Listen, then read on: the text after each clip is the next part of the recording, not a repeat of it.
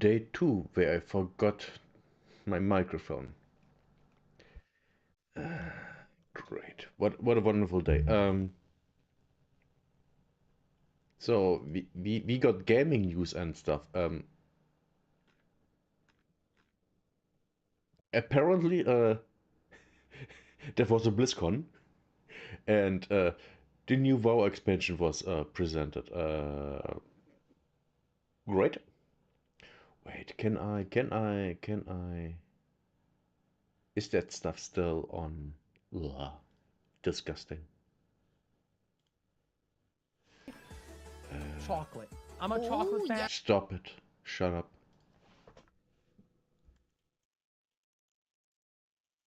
Lizard? No?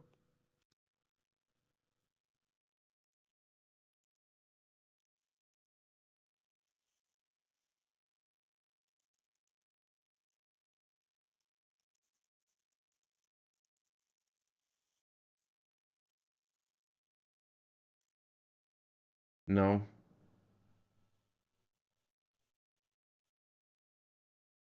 Okay. Let's see. Let's find BlizzCon 2025. Thank you.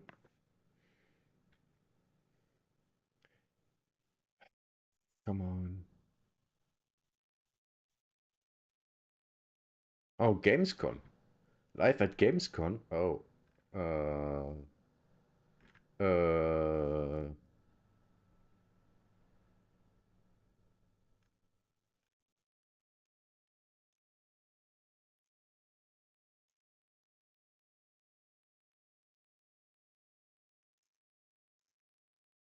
Okay. Let's get this.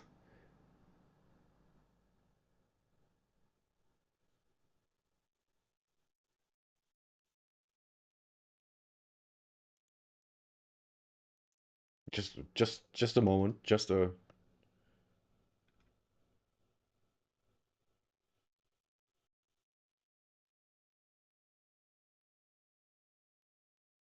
Okay.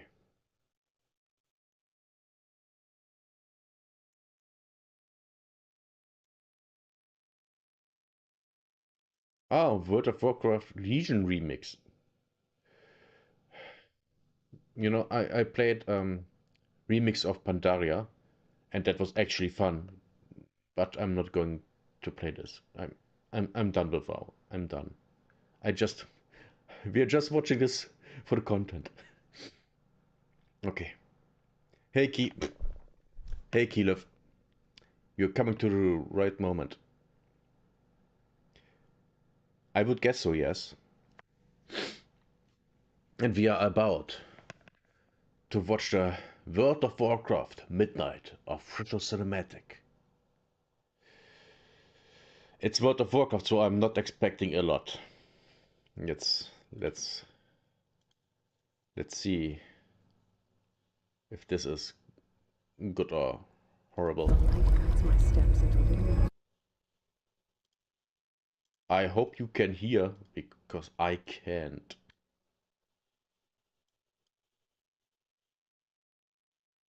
Oh, come on, don't. The light guides my steps and illuminates my path. The light flows through me, and by its grace am I made one with all that is sacred. The light guides my steps and illuminates my path. The light flows through me, and by its grace am I made one with all. To be fair, that looks awesome. Looks better than the CGI in 90% of all movies, I would say. Which, to be fair, these days is not hard, because the CGI has gone worse over the decades. Oh my god. We had CGI around the 2000s that looked way, way better than in today's movies. It's hilarious. That is sacred. The light Liadrin, it has begun. I need you with me on the wall.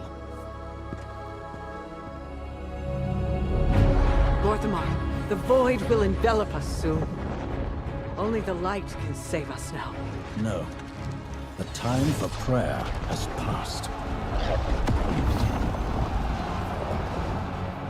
The Sunwell will not fall. Not while I draw breath. Why? Why does she have a hairstyle like that? It makes her look like a dude. If she wouldn't have these voluptuous lips, she would just like be a man. And I know I'm nitpicking, but we are talking about Blizzard. So we have to be nitpicking. We have to be nitpicking with all Western developers. While I draw breath.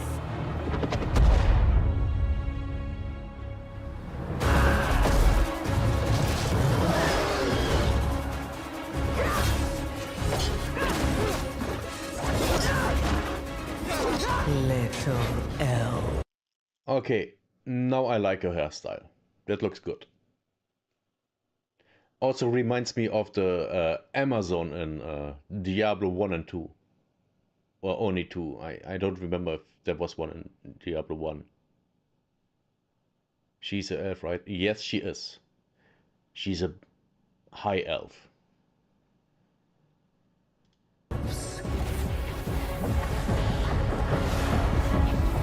I can see you grow weary.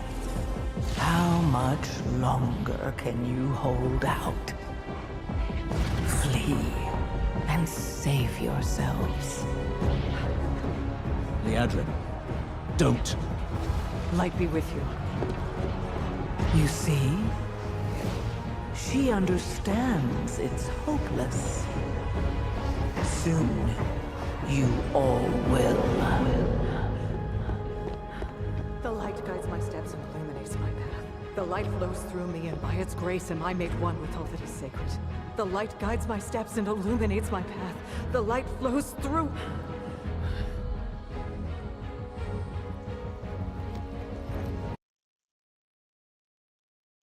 One thing that I'm thinking about is she might walk into the Sunwell and then, I don't know, becomes a Lightbringer, whatever. That is the possibility. Or something comes out of the well and, you know, gets into her, surrounds her or whatever. That's my hypothesis here.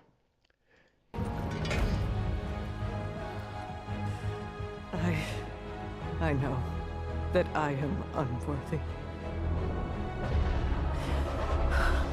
I don't know if I deserve your help, but I know my people do.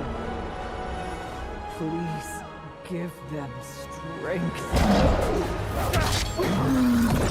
I admire your spirit, but that will not save you. Soon, I will break your world. You can't even break one elf.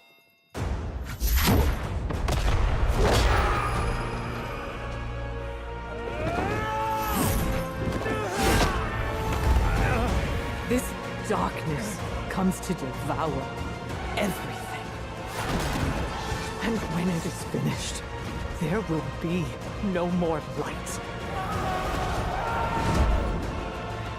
Without your aid, we will perish. I beg you, help us.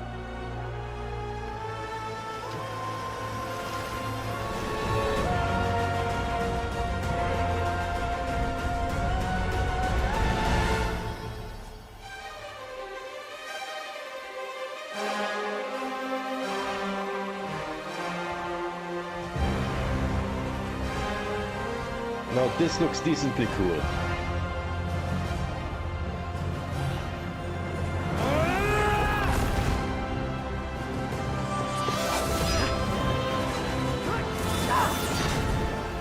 The Sunwell will not fall!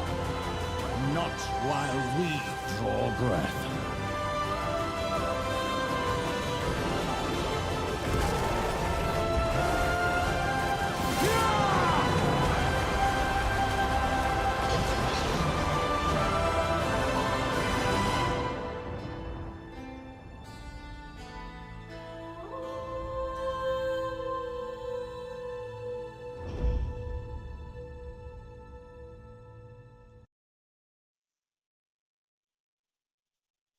Number one, the long ears, they aren't talking elves. Talking elves are the ones with the smaller, pointy ears. These are Warcraft elves. They have the long, long ears. That's the difference. Man, this was... This was boring. This was nothing. This was... What was this? I mean, the animation was great. It looked great, but it was nothing. That was nothing. There was nothing actually cool in it. There was nothing. Um, I do the Asmongold thing here now. Well, I take what do we? Warlords of Draenor.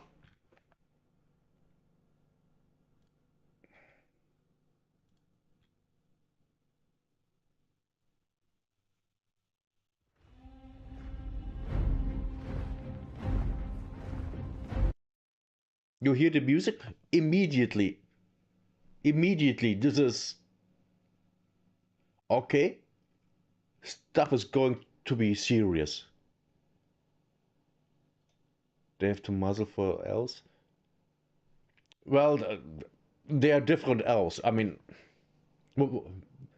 elves in different universes are different. I mean, what do you want me to say? It's just how it works.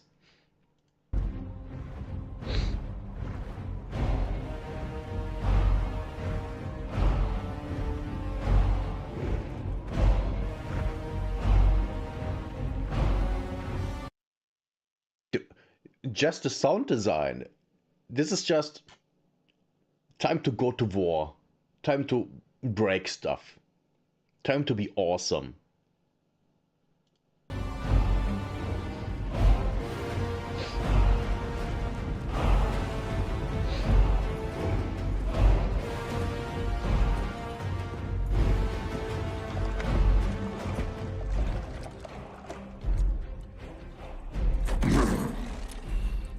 Drink, Hellscream.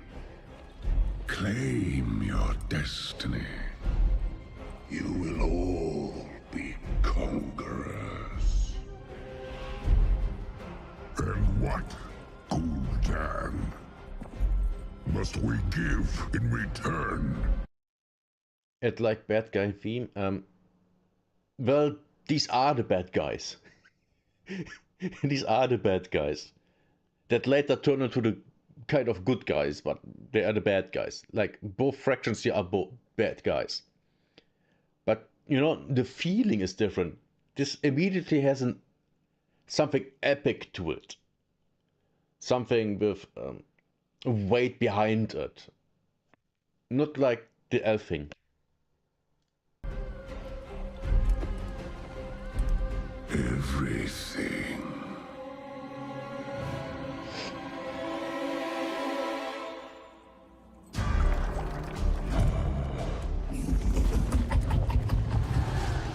You would reject this gift.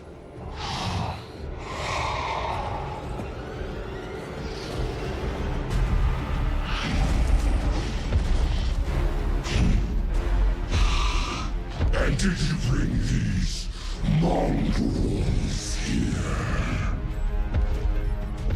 Just to watch you die?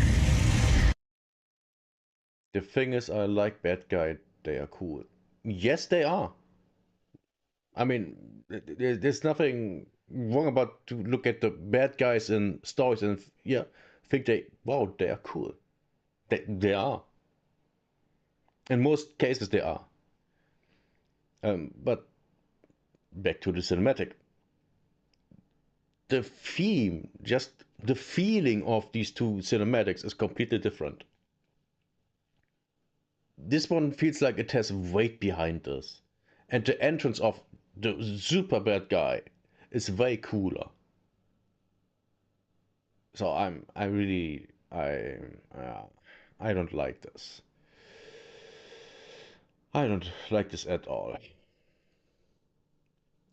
But let's continue our journey and go to the gameplay reveal. So finally,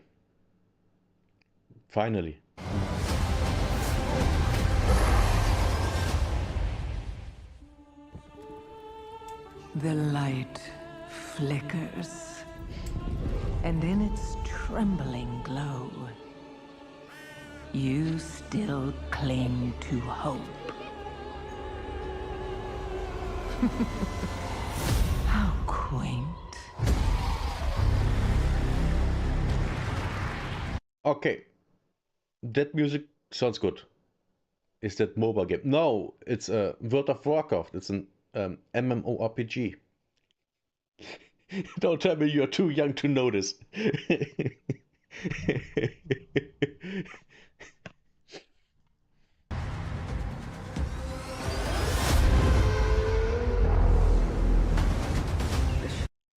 Okay, I like that, but that's because I main Knight Blood Elf. Shadow is closing in. It hungers to devour everything.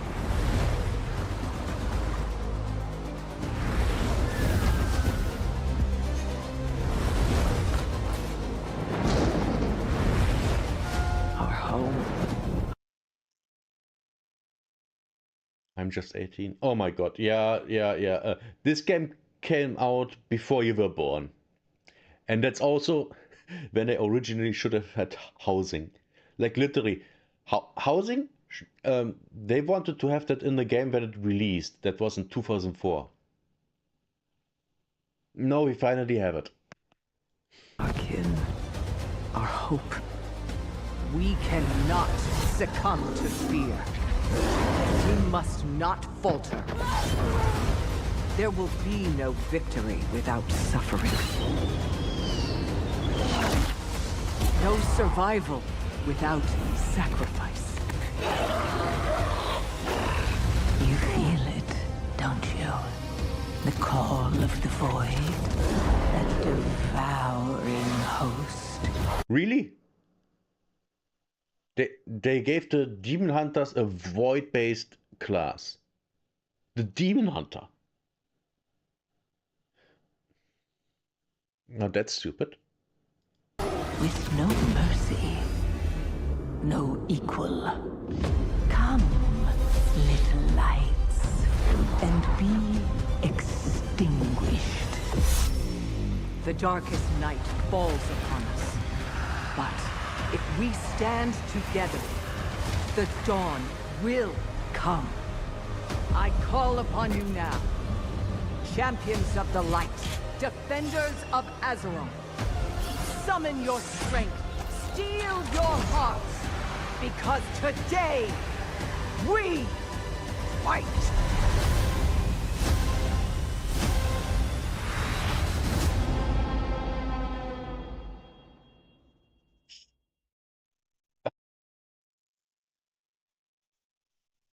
This was not great. I'm absolutely not hyped at all. This looks so boring. It looks like literally every other expansion of the game. Well, after the game turned actually really bad. I this is I don't even know what to say about this. This is just everything just looks boring.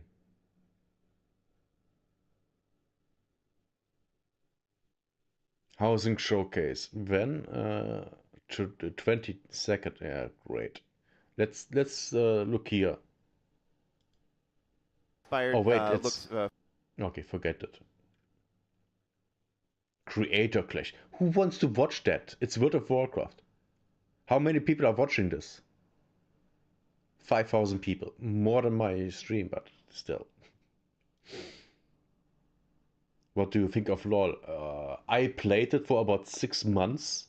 about 10 years ago, and I didn't like the community, which isn't hard. I mean, the community in LoL is toxic, like literal toxic. Not, ooh, these people are toxic. No, like literally, that's not a place where I want to go. I would rather do anything else.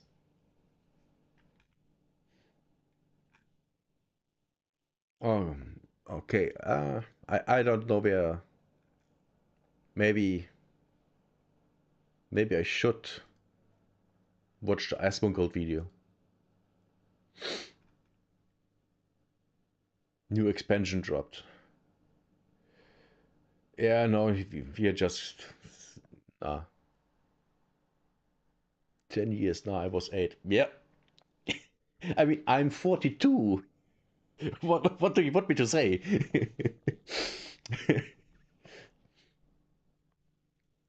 uh, I'm literally an old gamer. Okay, then I guess this was it for World of Warcraft. By the way, one of my new favorite music channels this year, EVL Sounds. Okay, let's go to the watch later and see what we. Playing older games made me realize how bad modern gaming is. Yep. Let's watch this because, well, we are at it. By the way, I didn't just complain about World of Warcraft to complain about it.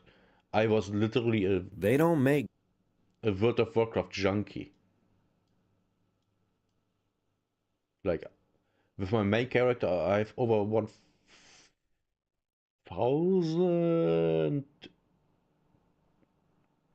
hours? No, days? I don't know. And yeah, it's hard. So, playing older games made me realize how bad modern gaming is. I hope I haven't watched this already.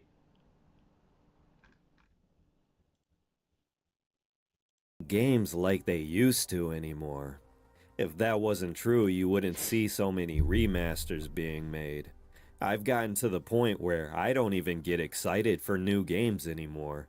9 times out of 10, I'm reaching for an older game or even a retro game. And Yeah, it's just like I just bought Stellaris for $10 on sale. I had that game on my wishlist for I think 10 years. I think that about the time when it came out, I somewhere played it on a free weekend, thought it was good, but I wasn't ready to play it yet. Then it was on a wish list forever. I don't even know what are those. Yeah. Like I'll show you something. Uh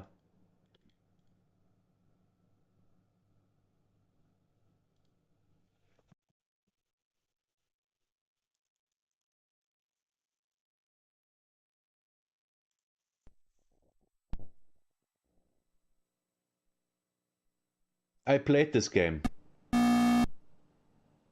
Unironically, I played this game.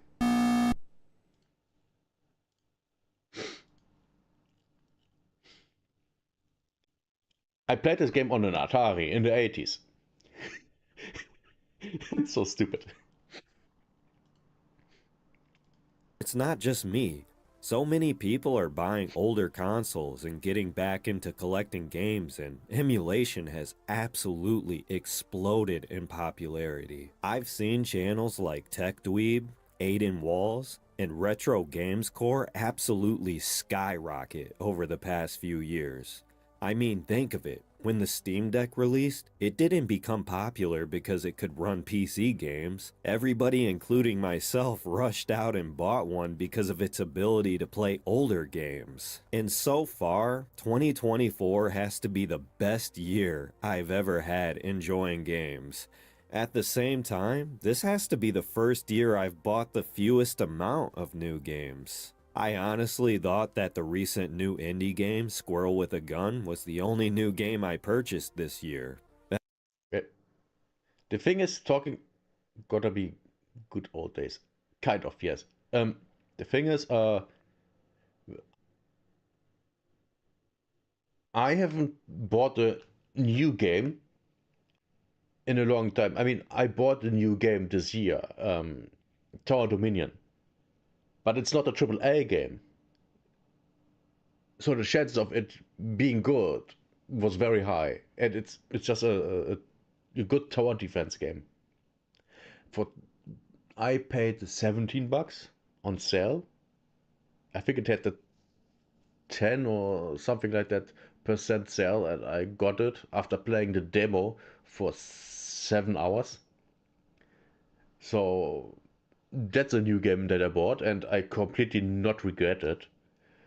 Now, I bought Rise of the Tomb Raider back in the day, early access, because I liked the game before that so much. But I completely hated Rise of the Tomb Raider. Totally hate it. It's one of the worst experiences when it comes to gaming for me I ever had.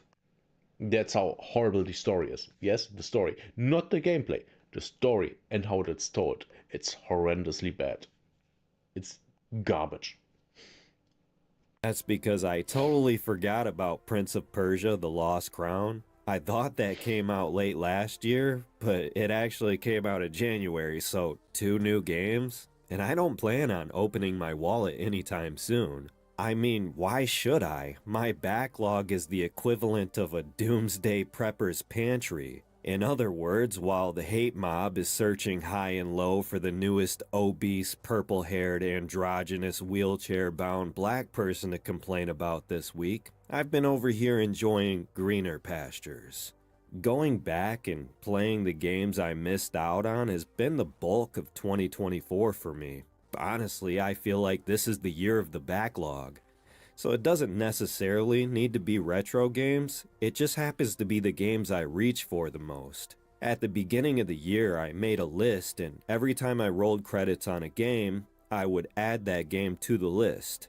It's a lot, and I'll probably pin it to the comment section, but it made me realize just how many games I didn't get the chance to experience over the years. The God of War games for PSP, Need for Speed Most Wanted, and Chrono Trigger on my hacked 3DS before that horrific water bottle incident inside my backpack happened. I don't want to talk about it. That's just to name a few. Sure, I want to play newer games like Black Myth Wukong. As a fan of Dark Souls and Sekiro, this game seems right up my alley. But I still haven't beaten Dark Souls 2. I loved Fallen Order, and I wanted to eventually play Jedi Survivor. I bought Mortal Shell on sale for like $5, and I haven't even touched that one yet. And when I finally do have the time to get good again, I feel like Elden Ring's gonna be my first priority when it comes to clearing my backlog. Then when all those games are finished, I probably want to play Lies of P. Clearly, I can wait for Black Myth Wukong, and even then, I'm just having so much damn fun playing Metroid Zero Mission for the 40th time. Do you play Call of Duty any versions? I played the very first Call of Duty.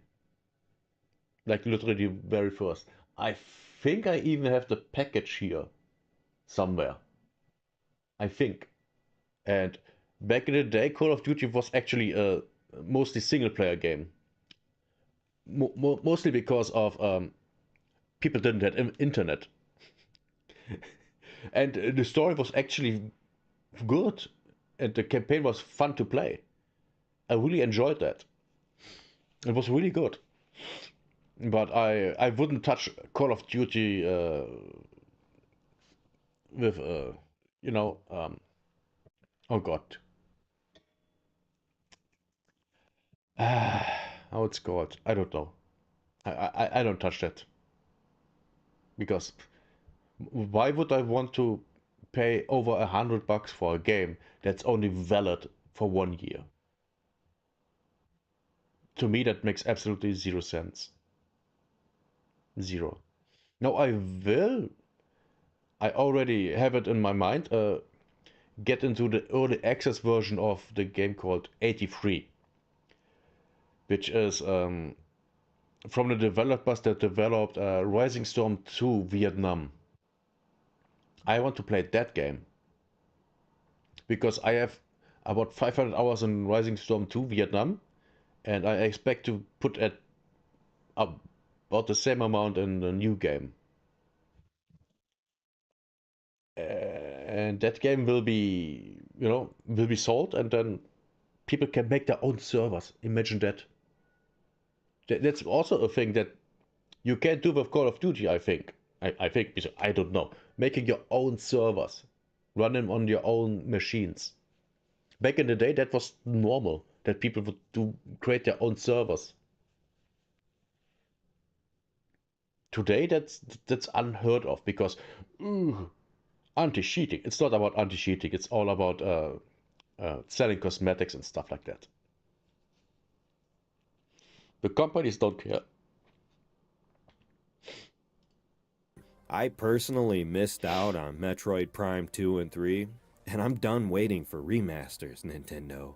I went back and played Luigi's Mansion 1 and 2, and I practically marathoned the Final Fantasy series in preparation for the 7 remakes because I'm just that type of person. I can't just hop into a series, I have to start from the beginning. Yes, I know that. And he did that with a series that's not where the single games aren't bound by each other. Like they aren't not even playing in the same world a lot of times. They're all self-contained stories, and I don't care. This is like an OCD problem, okay? It doesn't matter if it's Super Nintendo, GBA, N64, GameCube, PlayStation 2, whatever. By the time you end up being ready to play a new game that you've been hyped for, it ends up being at a massive discount. I'm personally hyped for Sparking Zero. Huge Toonami vibes with that last trailer, but guess what? I've only played the Budokai series, so I'm pretty content saving my money in the meantime while I catch up. Now, I'm most likely in the minority, but for some reason I feel like realistic graphics are less immersive. It depends. It depends actually on the graphics and on the game you're playing. The thing is, realistic graphics from back in the day today look completely outdated. But also, if you look at a lot of games today that look realistic, they look worse than games from 10 years ago, like the Assassin's Creed Shadows. The game looks like shit. It looks like shit compared to older games. It's how is that even possible? Incompetence and lack of care and stuff like that. You put a bunch of money into a game, but you don't care. Game's still shit. And then you have developers with one person develops a game better than 100 mil game. And it's not even close. That's the funniest thing to me. The longest time, I felt like it was because newer games were kind of style over substance, meaning they looked pretty. They are. They are. In most cases, they are. Not always, but most. But the gameplay wasn't a focus during development. To some extent, that's true, but the best way I can describe All Ubisoft games. All of them. it is But maybe not the last Prince of Persia. That might be different. But I haven't played it. I have only seen a little bit. And the thing with that game is it's a side scroller, so you can't do the typical Ubisoft game design thing on it. So the game has to be good. Or no one plays it. reading a book versus watching a movie. When you watch a movie, you can kind of turn your brain off and still be able to follow along. Yeah. But when you read a book, you have to pay attention a lot more because you have to use your imagination to fill in the gaps that the words can't fully convey. Well, it's the same way when you play retro games versus modern games. So many retro games are memorable because they end up being so colorful and hyper-stylized. Yes. And in the case of I mean, we see it here, right? This looks great.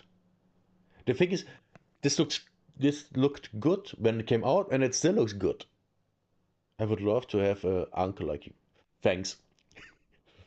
Very thanks.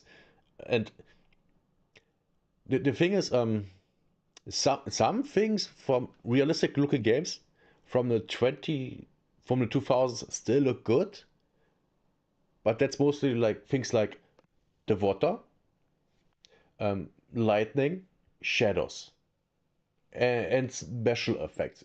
The textures, no, absolutely not at all. The characters, no, not at all. Like I like playing Half-Life 2. Like I love that game. Played through it 12 times. I love that game. And does it look as good today as it did back in the day? No, of course not. Because I have all the comparisons to games that look better just because the tech wasn't there back then. But the game is still really entertaining, really fun. That's why I like it so much. Same with Half-Life 1. Half-Life 1 is goddamn ugly compared to modern games. Most of them. But it's still a good game. It's still a good game. Runs perfectly fine on everything. You can play it on a toaster these days. Just like the original Doom games.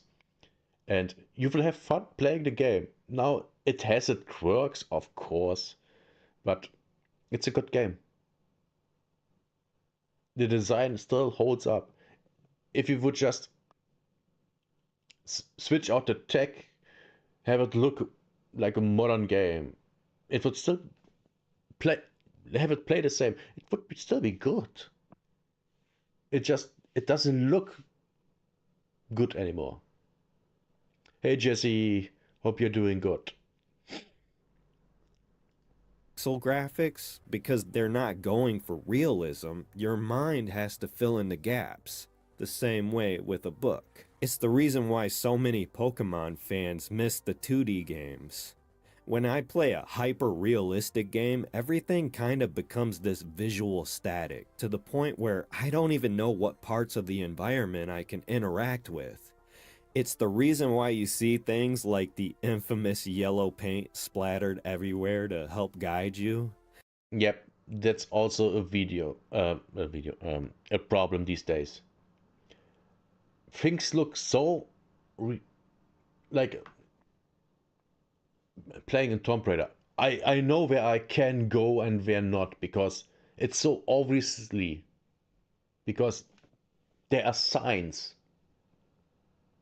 like on the borders of things where I can grab.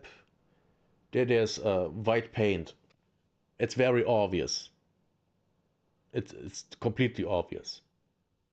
But it's also completely unrealistic. Because why would that be there? Why? You could have the player just, try things out and stuff like that, but that might lead to the player dying and frustration and stuff like that. And oh, you don't want that. So you have to do that. Which is, it's just stupid.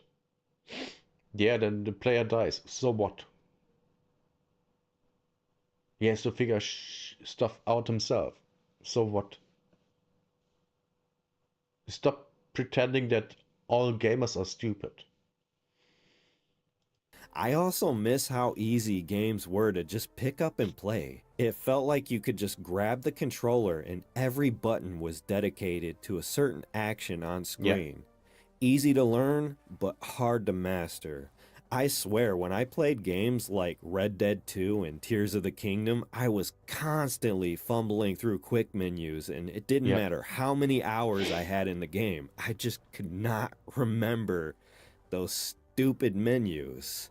And it just pisses me off when the control scheme feels like a goddamn Bop It toy, you know? yeah. Now, The thing is, I have very good example of War Thunder. I have I have partly no idea where my buttons are. In some parts, I have no idea. I just I when I on a bar below where all the things are, I always look there to know what button to press because there are way too many buttons in the game that I have to press to do stuff. It's way too many stuff. But also, to War Thunder's credit, you need a lot of buttons to do a lot of things because there is so much stuff in the game to do. It's just unfortunate reality of that.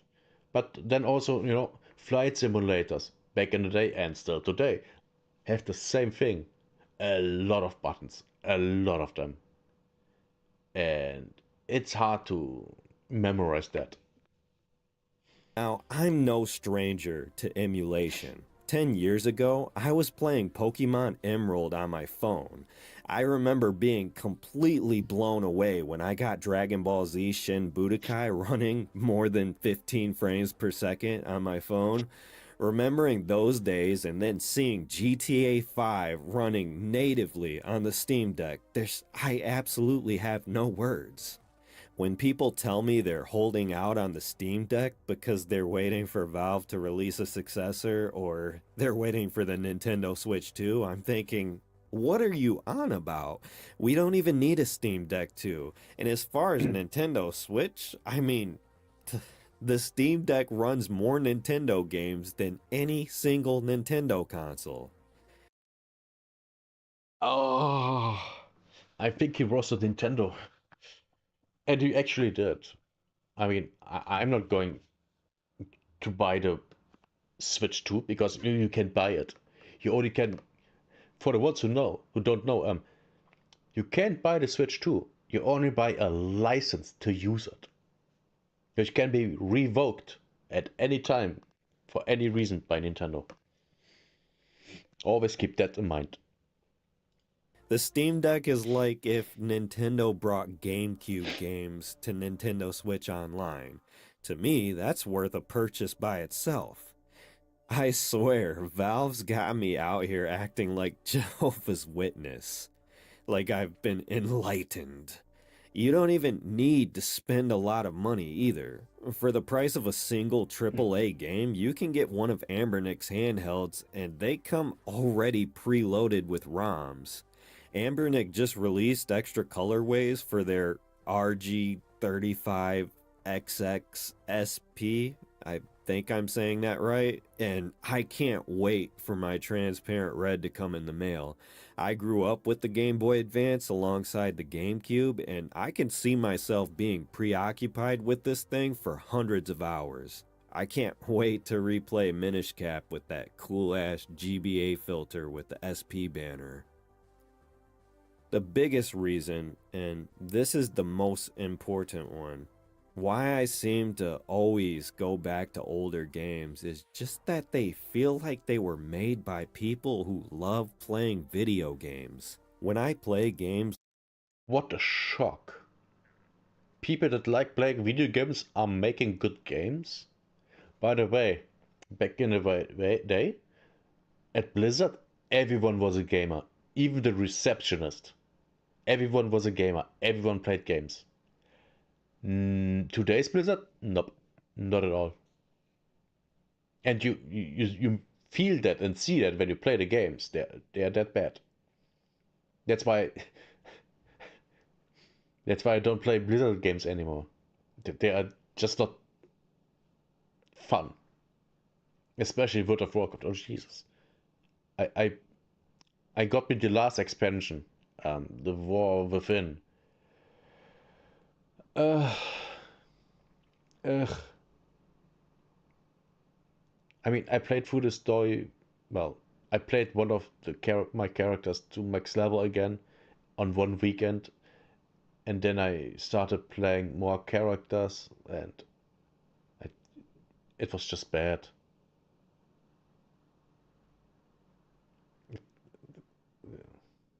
Why? And also, I will not play the next expansion. I have zero interest in playing it at all. I'm done. I'm completely done with Blizzard. Like Metal Gear Rising Revengeance, it feels like the devs genuinely came into work excited to do their jobs. By the way, if you haven't played this game yet, this is one of those games that'll put hair on your chest. The soundtrack is metal as hell, and you can use your katana to cut shit into millions of pieces. No nonsense, just straight into the action. I miss wandering off the beaten path and finding some obscure Easter egg, or being able to use cheat codes to completely break the game if I want. Whatever happened to games designed to be played for fun rather than to be bought and consumed as a product? That's also a thing. For example, I played Half-Life 1 the first time through with cheats, like in 1998, like literally when it came out, because I was bad at games, and it's a single player game. No one cares. So I did that, and it was still fun. I still didn't know where to go. I didn't still didn't know what to do, but it was fun, and I really like the game. I still do. I still love that game, and that's also a thing. Loving a game that you know you play. I mean, how many people love Call of Duty? Like, oh, I love this Call of Duty, and then next year the next one comes out. Oh, I love this Call of. No, you don't. You just like this certain kind of gameplay, and Call of Duty gives you that. That's all. Like my favorite multiplayer shooter of all time is Retribution, which came out in 2012 for the PC, and the servers shut down, I think, 2018. Because the developer and the publisher for the PC had conflict of interest, aka the publisher wanted to make as much money as possible by making the game pay to win, and the developer didn't wanted it. Um, so yeah, not that great. There is still an underground PC version and community going, um, but basically the game is dead. Unless on a PS4. The servers are still up on the PS4 to my knowledge. So if you have a PS4, you can play it. It's awesome. Microtransactions are now macro transactions. Remasters prey on your nostalgia, and more often than not, they butcher the source material. Yes. Sometimes it even feels like Just remember, the next Tomb Raider game will have no tombs to raid in it. Because that's insensitive. It's so dumb. companies hate us and don't want us playing their games. And when I see games like Dragon Quest III HD 2D, a game that I haven't stopped thinking about since that first teaser trailer, having the original artwork censored for the modern audience, I bet you know who that is. Yeah. By principle, I cannot support this. We're talking about Akira Toriyama's original art. This is the man that made every single kid at some point in their lives want to be Goku when they grow up. I was in the backyard with my cousins back then having imaginary beam struggles. And when I found out about his passing, I literally had whole ass tears rolling down my face. People are quick to clap back and say people like me are chuds or whatever the hell they say these days. It seems like every time I turn around, there's a new buzzword being Yeah. circulated after the last one loses its meaning. At the end of the day, I just want to play video games that feel like it was made by people like us. The kids that grew up with controllers in their hands, who got Yeah. yelled at for sitting too close to the TV and told that it'll ruin their eyes. The By the way, it does. I mean, I wear glasses for that. Because of that. It completely ruined my sight. Well, it might be. Might also be genetic. Because I have a thingy going on with my eyes. You have no idea what he's talking about? Yeah, I. Because you weren't born back then. It's that simple. kids that were trading Pokemon during recess with their link cables, yelling random slurs at each other in Halo 3 matchmaking lobbies. Seriously, how the hell did we get here? The good news is, though, I think the gaming industry is finally healing. Now, for the Yeah. hardcore audience, we've been seeing this go on for a while now, but we're now at a point where even the casual audience notices all the 7 out of 10s and the fact that gaming journalists have been bought and paid for.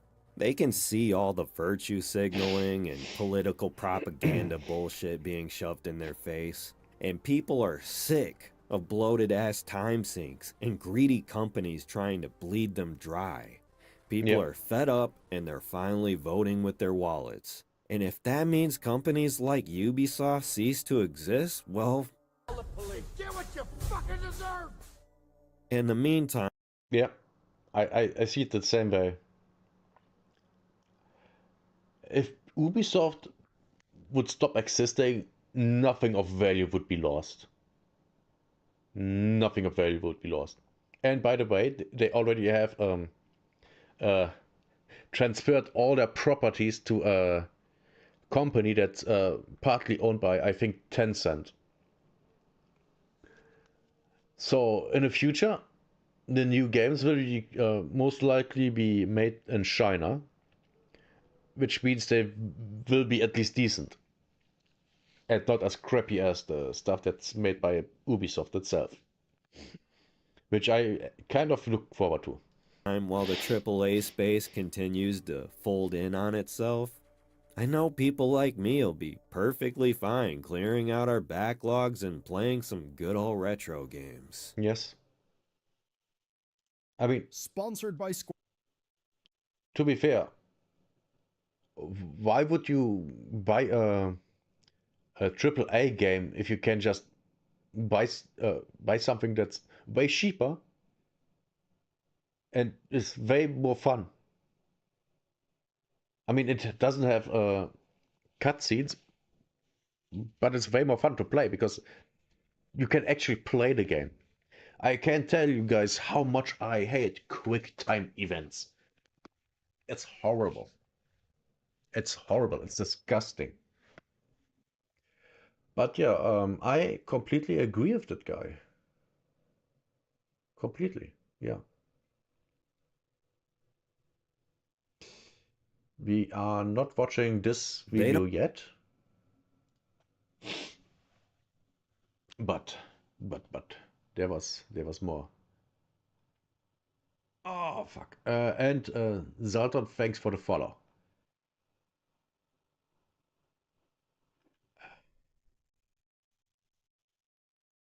Oh, this might be fun. The UK just tried to censor Forschan.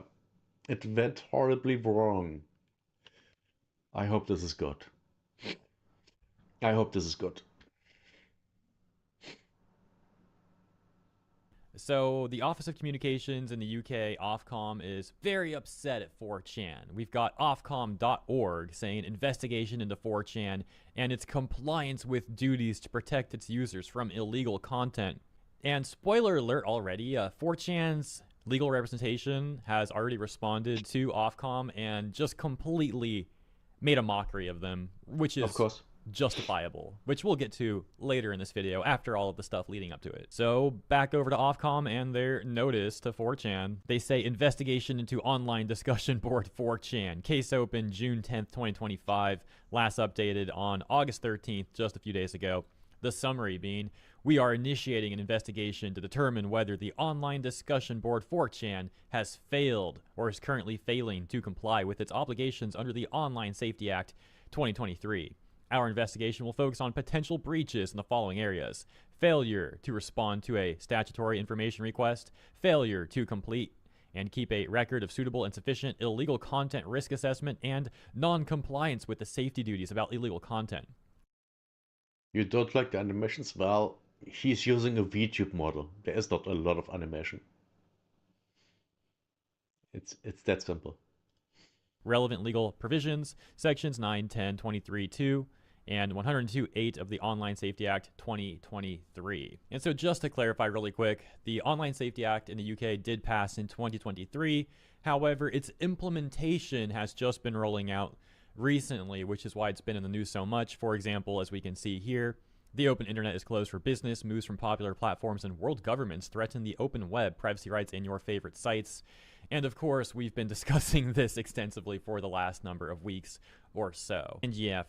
By the way, this doesn't come as a surprise for people that are into conspiracy theories, because we are talking about that stuff for over a decade. We knew that this stuff would come, because the people that wanted to do it said that they wanted to do it, and now it's here, just like they said it would be.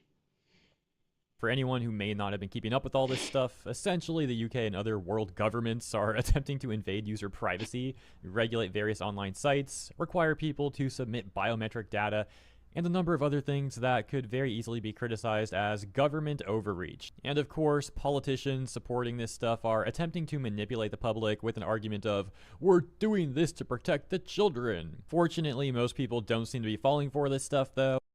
Yeah, and the Nazis said the same. Like literally, they said the same. It's funny how the evil people are always saying the same stuff, so they can do their evil things. Isn't that funny? And as a matter of fact, there's also an argument that these policies they're attempting to roll out would actually make the internet more dangerous for children and, well, everyone really. Oh, unless you're a politician, though. They get to keep their security. You know, rules for thee, not for me sort of thing. Anyways, let's go back to good old Ofcom over here and their investigation into 4chan, as they have a write-up about this, but clearly you can see we're getting flashbanged, and that's not cool. So what I'm going to do is copy-paste this text and put it in a notepad document, so at least it's not, you know, that it's not like that. Yeah. But now we're left with this text in the notepad, and this is probably also kind of hard for people to read, I guess. I don't know. It's maybe not the best solution. I think what I'm going to do is I'm just going to pull up some Rivals gameplay and then read this over the gameplay, because I'm assuming it sounds like a good idea. that will still be more interesting than like people having to read this. Maybe not though, but I don't know. Hopefully that's the right call. Anyways, here's what Ofcom has to say. In accordance with Section 130 of the Online Safety Act 2023, we have today issued 4chan Community Support LLC with a provisional notice of contravention. Ofcom is satisfied that there are reasonable grounds for believing the provider has contravened its duties under Section 102.8 of the Act to comply with 2 requests for information. I love how the implication there is that 4chan got these requests and just ignored them, which was kind of what Rumble did. I mean, Rumble did at least entertain them with a response via email, but ultimately the response basically amounted to that, just ignoring them. Continuing, they say, yeah. We will consider any representations provided in response to this provisional notice before we make a final decision on this matter. The additional duties under investigation. On June 10th, 2025, we opened an investigation into whether the provider of 4chan has failed / is failing to comply with its duties under the Online Safety Act 2023. And they go on to list what those failures are, which we'll get to, but I'm just astonished that this UK regulator thinks that they really have a right to go after foreign companies and be like, oh, you're not complying with us. Yeah. How dare you? Isn't that funny? Isn't that funny that the government wants to, you know, force their roots onto a company that's sitting in a different country? Isn't that funny? And so I just recorded 2 more minutes of reading this response, but I'm gonna stop. I'm gonna cut it there because there's so much just unnecessary word bloat and legalese to this. Of Let me just course, give you a like always. TLDR, okay? Ofcom is upset at 4chan for apparently not submitting a risk assessment to them in time, saying that this needed to be done by March 17th, 2025. And they more or less say that since 4chan has not responded in time, that they're going to identify a compliance failure, potentially imposing fines of up to 18 million euros, British sterlings, or 10% of the qualifying worldwide revenue, whichever is greater. Now, this is Uh, does Fortran make any money? I've never heard of them making any money at all, like ever. the exact same thing, according to my recollection, that we saw them going after even platforms like YouTube for. I'm referring to stuff like this, for example, where an article had said the OSA, Online Safety Act, broadly applies to any tech company with a significant number of UK users, or if the UK is a target market. Non-compliant companies can incur fines of up to 23.8 million, approximately 18 million pounds, or 10% of their global revenue, whichever is higher, for each violation. Quote-unquote senior managers could also face prison time for violations. In July, the sections regarding age verification and content for children took effect. And needless to say, 4chan ain't having any of it, responding with their I hope this is good. I hope this is good. lawyers here, actually. Their lawyers giving a response. We can see Bjorn and Storm PC, attorneys at law. Response. Responding to statement regarding Ofcom's reported provisional notice, 4chan Community Support LLC. And they say this. Bjorn and Storm PC and Coleman Law PC represent 4chan Community Support LLC, or 4chan. According to press reports, the UK Office of Communications, or Ofcom, has issued a provisional notice under the Online Safety Act alleging a contravention by 4chan and indicating an intention to impose a penalty of 20,000 British sterlings plus daily penalties thereafter. It is British sterlings, right? Like, hopefully I'm saying that right now. I think I got a comment that was like correcting me before. So, yeah, I'm just saying. Hopefully I got it right. 4chan is a United States company incorporated in Delaware with no establishment, assets, or operations in the United Kingdom. Any attempt to impose or enforce a penalty against 4chan will be resisted in U.S. federal court. American businesses do not surrender their First Amendment rights because a foreign bureaucrat sends them an email. Under settled principles of U.S. law, American courts will not enforce foreign penal fines or censorship codes. If necessary, we will seek appropriate relief in U.S. federal court to confirm these principles. United States federal authorities have been briefed on this matter. The Prime Minister, Sir Keir Starmer, was reportedly warned by the White House to cease targeting Americans with UK censorship codes, according to reporting in the Telegraph on July 30th. That's also something that we discussed the other day, or I guess, a week or so ago now at this point. Despite these warnings, Ofcom continues its illegal campaign of harassment against American technology firms. A political solution to this matter is urgently required, and that solution must come from the highest levels of American government. We call on the Trump administration to invoke all diplomatic and legal levers available to the United States to protect American companies from extraterritorial censorship mandates. Our client reserves all rights. So yeah, what did Ofcom really achieve here? They made themselves look like more of a joke than they already looked, and they've pretty much universally been getting mocked by the majority of the internet who's been keeping up with this sort of news. And I can only imagine they're going to get mocked even more for this. I mean, they just look so weak and pathetic and petty, too. Just completely out of touch and irrational, thinking they can really regulate these foreign companies in this manner. Of course they're irrational. They work for the government. I thought this video would be way more interesting because I thought, that, I don't know, the people of Fortran would go crazy and hack the UK government. I don't know, something like that. But obviously nothing happened. Yeah, this is manner, A and disappointment. all of them are basically just telling them to saw it off. That's the British term for it, right? Did I get it right? But yeah, anyways, I guess I'll leave it there. That's pretty much it for this video. Little bit shorter than usual, but there's just not much else to go over, I suppose. That's like all the main stuff. So let me know what you think about this in the comments. I hope you enjoyed my coverage, and if you did, please consider liking and or subscribing. Appreciate you. Yeah, this was a nothing burger. This was a nothing burger.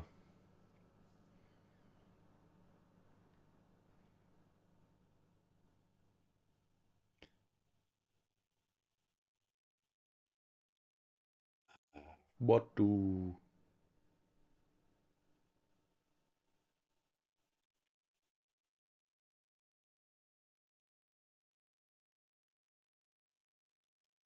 what do we do?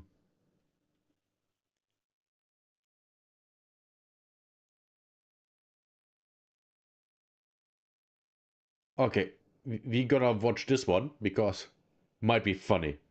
This might be funny. But before we watch this, I go and take a piss. Don't auto start. Don't. Okay.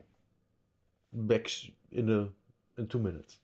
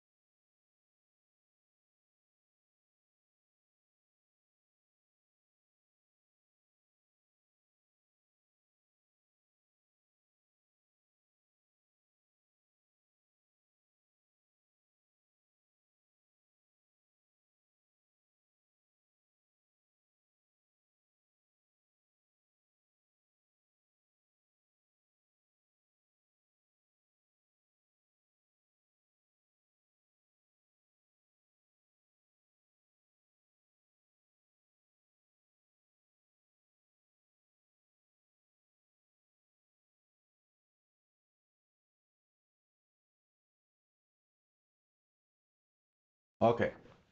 So, video trailer. Voyager 2 reveals what everyone finally what? What everyone finally ignores at the edge of the solar system. What? What's that title? My prediction. It has nothing to do with aliens. But this I don't know. something radiation or radio signals or something like that, but nothing aliens at all. This is just, for people like me to click on it. Wanna bet? Wanna bet? Let's talk about a journey, one of humanity's most epic voyages. Imagine Voyager 2, launched in 1977, no bigger than a small car.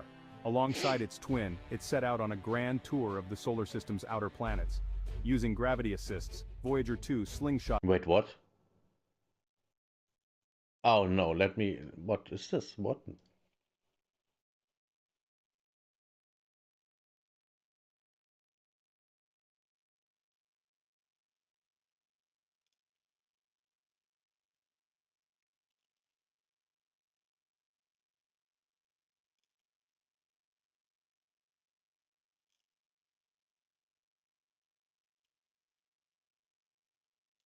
You don't believe in alien?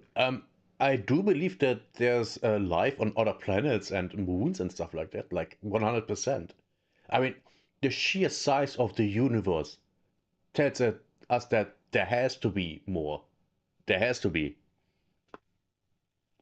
It's just math. There has to be.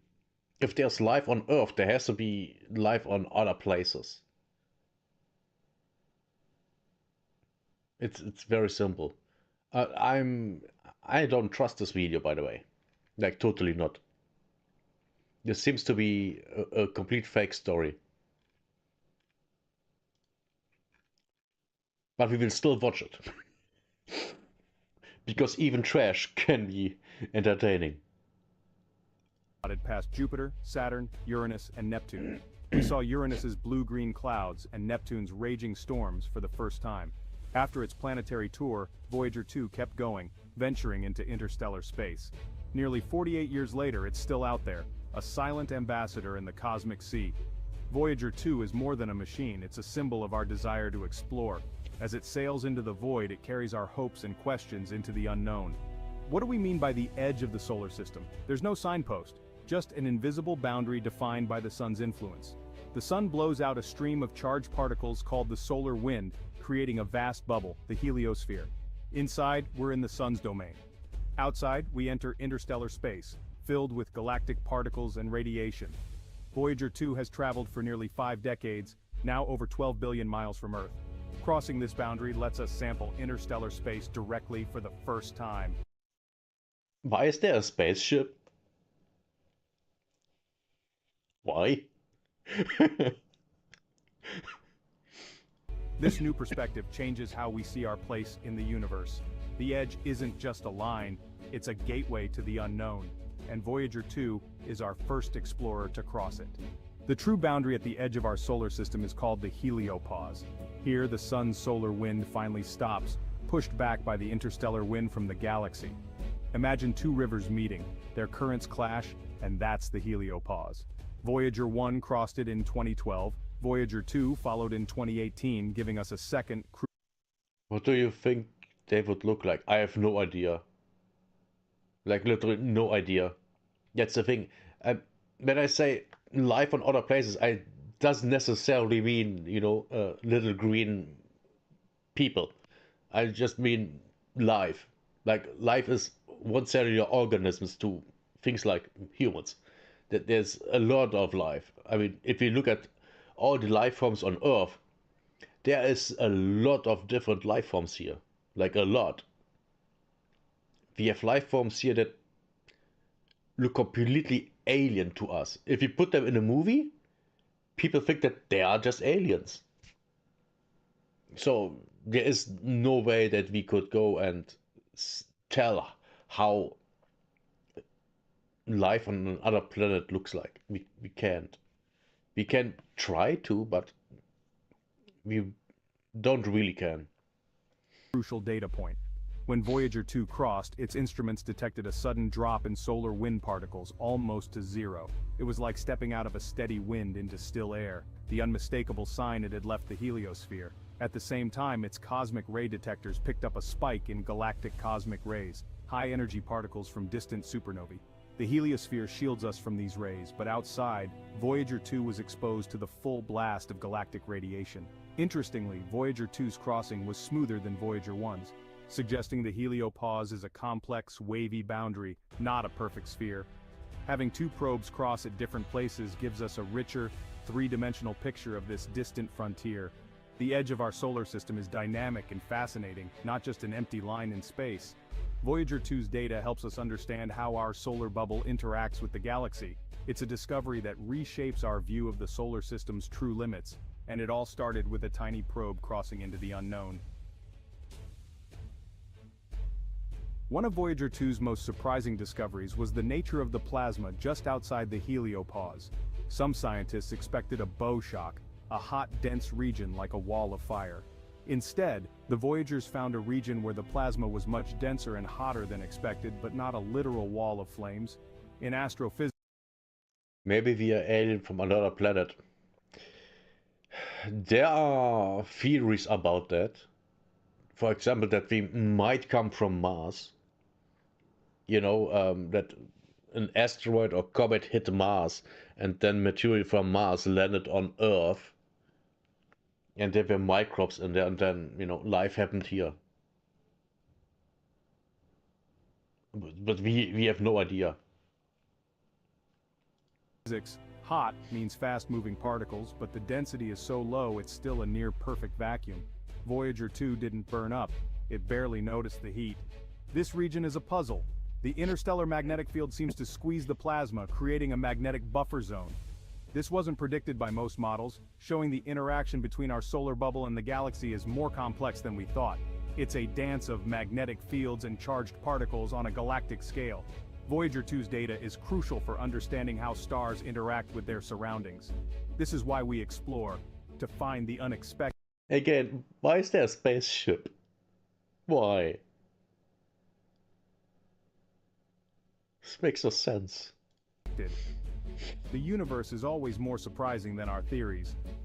Voyager 2's crossing gave us a new window into the cosmos. By the way, that's actually right. With every new telescope that we have, we discover so much stuff, new stuff, that we didn't know existed, or we learn so much new stuff about things that we know existed, that they completely change how physicists, astrophysics, physics, I don't know the word, astronomers think how, oh Jesus, I lost my train of thought. Yeah, with the last telescope that we shot up there and took photos, pictures, it completely blew the mind of all scientists, because they had to rethink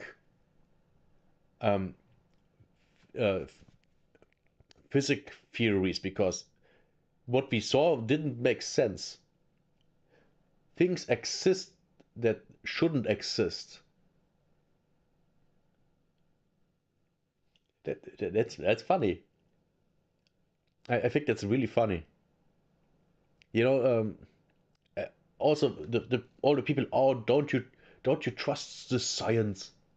Science is wrong all the time. All the time.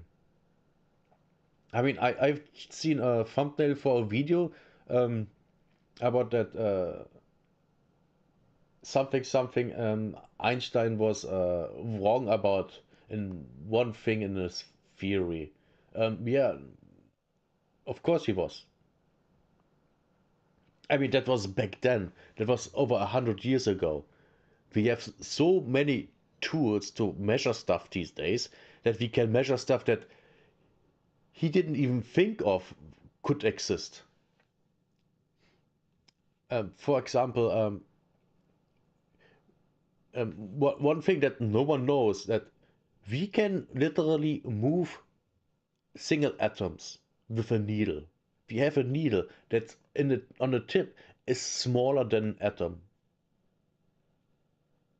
And we can move atoms with that thing. That's insane.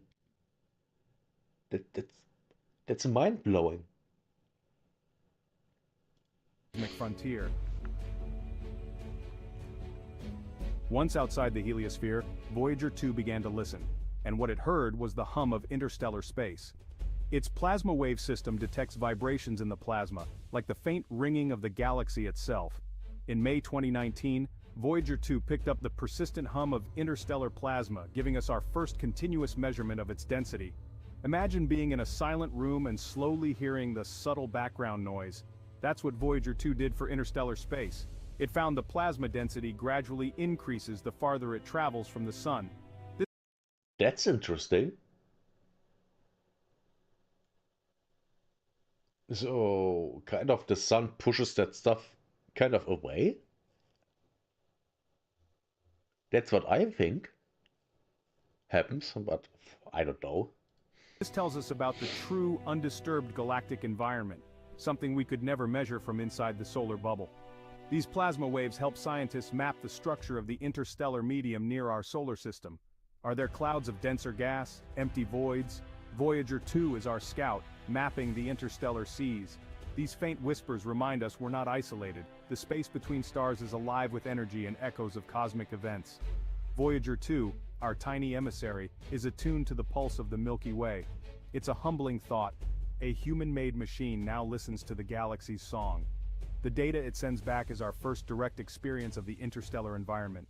Voyager 2 is charting the unknown, one whisper at a time. Voyager 1 often gets the headlines, but Voyager 2's story is just as vital, maybe even more so. Unlike its twin, Voyager 2 stayed in the plane of the planets, making the only flybys of Uranus and Neptune in history. Everything we know about those ice giants, their rings, moons, and magnetic fields comes from Voyager 2's brief visit. Its different path meant it crossed the heliopause at a different place and time, giving us a second crucial data point. 2 probes mean we can build a 3-dimensional picture of the solar system's edge. Jesus Christ. This video is literally about not really anything. Man, how many views does this have? 4.8. Okay, it's not that many. Voyager 2's crossing was smoother, suggesting the boundary is less turbulent in some places. Without Voyager 2, our understanding would be literally... That's literally the spaceship Boba Fett in Star Wars was using. This is getting ridiculous. one-sided.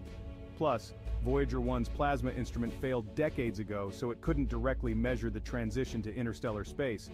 Voyager 2's plasma instrument worked perfectly, giving us the first direct, unambiguous measurement of the crossing. It confirmed what Voyager 1 hinted at, and provided the ground truth for scientists. Voyager 2's journey is a triumph of science, engineering, and curiosity. Its discoveries have changed our understanding of the solar system's true frontier, and its mission continues rewriting the story of our place in the cosmos. Beyond the science, the Voyager probes carry a message for the cosmos, the Golden Record. This gold-plated copper disc, led by Carl Sagan's vision, is a time capsule of Earth, a greeting to any distant civilization that might find it. The record contains 115 images, greetings in 55 languages, and music from around the world, from Bach to Chuck Berry. It also includes the sounds of earth wind, rain, birds, whales, even a kiss. Etched on the cover are diagrams showing our location in the galaxy and instructions for playing the record. The chances of it being found are tiny. The probes won't pass near another star for 40,000 years. 40,000 years, yes. Why even have it? But the true audience was always us. Creating the Golden Record made us ask, what is the best of humanity? What do we want to share with the universe? It's a symbol of hope, curiosity, and our desire to connect. Even in a vast, indifferent universe, we dared to say, we were here. The Golden Record is our message in a bottle, drifting through the cosmic ocean. It's a testament to our imagination and our longing to be known. Why do we still talk about Voyager 2 in 2025? It's a relic of 1970s technology, with less... Because it still sends data that's important and useful. That's why it's we still talk about it. Phoebe gone? Yeah. The moment when this thing is at the different planet, everyone today is dead.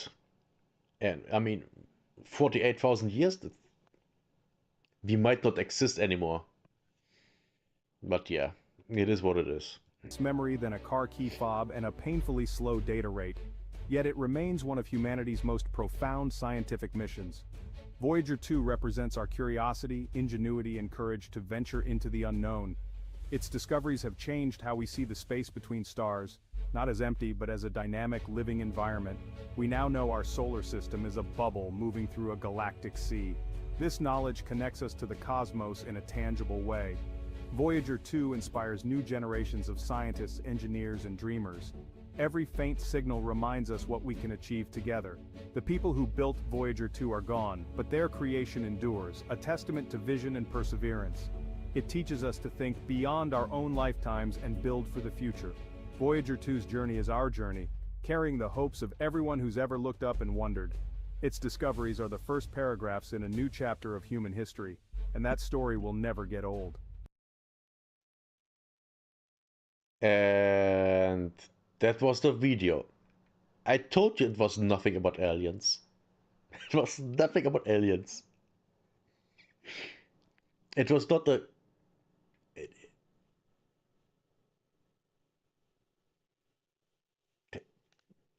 Even the title of the video is wrong. It had nothing to do with that. Nothing. Oh, Jesus, this was so stupid. So stupid.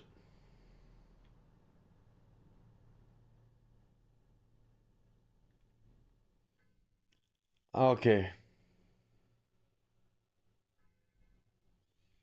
Do we have anything?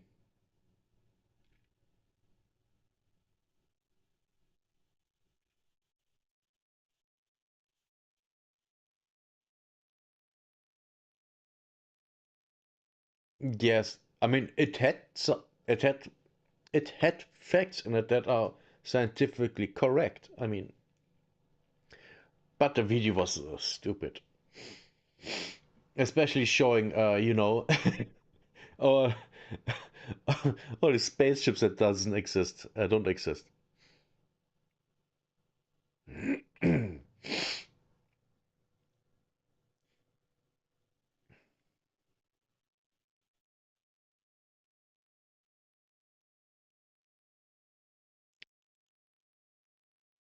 Okay, something funny. Let's watch something funny.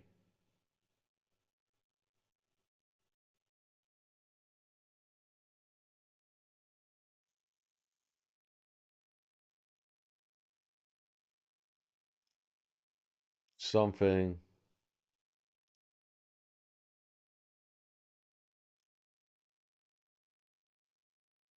funny. And that's not too long. I don't want to watch a 1 hour video.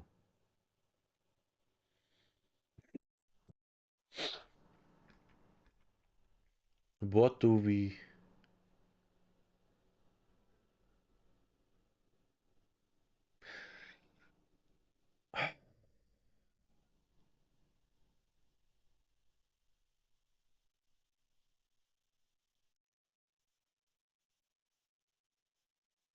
Let's watch this one. Women are making the first move. It's not going well. Oh, who could have guessed? Who could have guessed?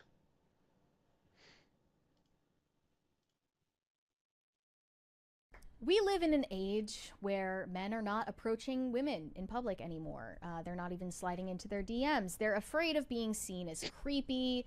They're afraid of the consequences of the Me Too movement. And also, in my opinion, they're just being a little bit too timid. So women have to become resourceful. They have to come up with their own solutions to this problem. And some of them are coming up with ways to make the first move on the guy they're interested in, especially if he happens to be someone that you work with. So this is bizarre idea, but I'm willing to entertain it as a possibility. They're stealing men's lunches in order. Why is the first idea that comes up here so stupid? Why? Lady first, though, yeah, but that's, going through a door, you open a door for a lady. Which I still do. I still open doors, but not only for women, for everyone. That's just in me, holding a door open. It's not a big deal. I do that for everyone. Unless they look like they are a cunt. But yeah, stealing your crush's lunch is stupid.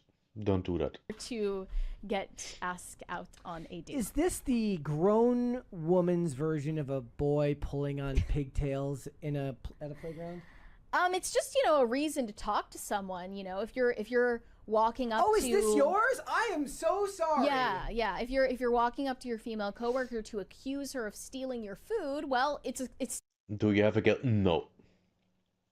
No. And I am not planning on still a getting one. conversation. Yeah. Who knows what could happen? I actually haven't talked to a woman outside of my family or, business stuff and grocery shopping in almost 8 years. And that's on my will.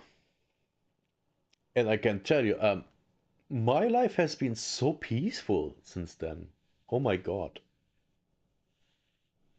It's so peaceful. Not trying to be with a woman is so peaceful, so little stress. It's awesome. I wish I had done this when I was 20. Would have saved me a lot of stress and pain and stuff like that. The possibilities are endless. And this was spread by a TikToker named Nicole talking about the current state of dating in New York City. She was the one who presented this idea, and it got a lot of attention. So let's take a look. Got it here. Here we go. Guys, the dating scene is getting so bad in New York City that I am seeing on TikTok there are girls going into Midtown during the week and stealing Finance Bros salads for lunch. And then looking their name up from the salad order on LinkedIn and then messaging them through there and being like, hey, oh my God, so sorry, I grabbed your salad. Like, let me just make it up to you and buy you a new one. And that's how they're, like, sliding in, which honestly, smart. Why are we stealing men's salads? Like, why can't they just come up to us at a bar? Like, why is it getting to this point? Men, just please step up or your salad's gonna fucking get taken. You young guys don't know, but at least since 2016, women say, leave us alone. Don't talk to us. Don't interact with us. You are disgusting. You are horrible. You are trash. And now this is happening. Oh, who could have guessed that, treating the ones you want to marry and you want to be around like trash could backfire. Who could have guessed? This is so dumb. Your lunch is gonna get taken every week. Like, I'm seeing girls get so creative these days. Like, they're making bracelets with their phone numbers on them and giving them to you guys at the bars. That seems like a really bad idea. Who knows They where it are could end up. taking pictures of you sneakily and then being like, hey, oh my God, making it their phone screen, and then being like, hey, can you take a picture of me and my friends so you can see that your picture is their home screen? All just different ways to try to talk to you guys because you guys don't come up to us in New York City. Now, if a man would do that, they would call him a creep. Keep that in mind. If a man would do all these things, he would be called a creep. And it's crazy. Like, I know there's so many beautiful women. Like, just go up to one of them. Buy them a drink. You guys have money. You live in the city. You can buy a drink. Stop being cheapos. Yeah, it's because they're Stop being cheapos. I hate this woman, and I've never met her, but like just it's the attitude that I actually hate. What do you mean by that?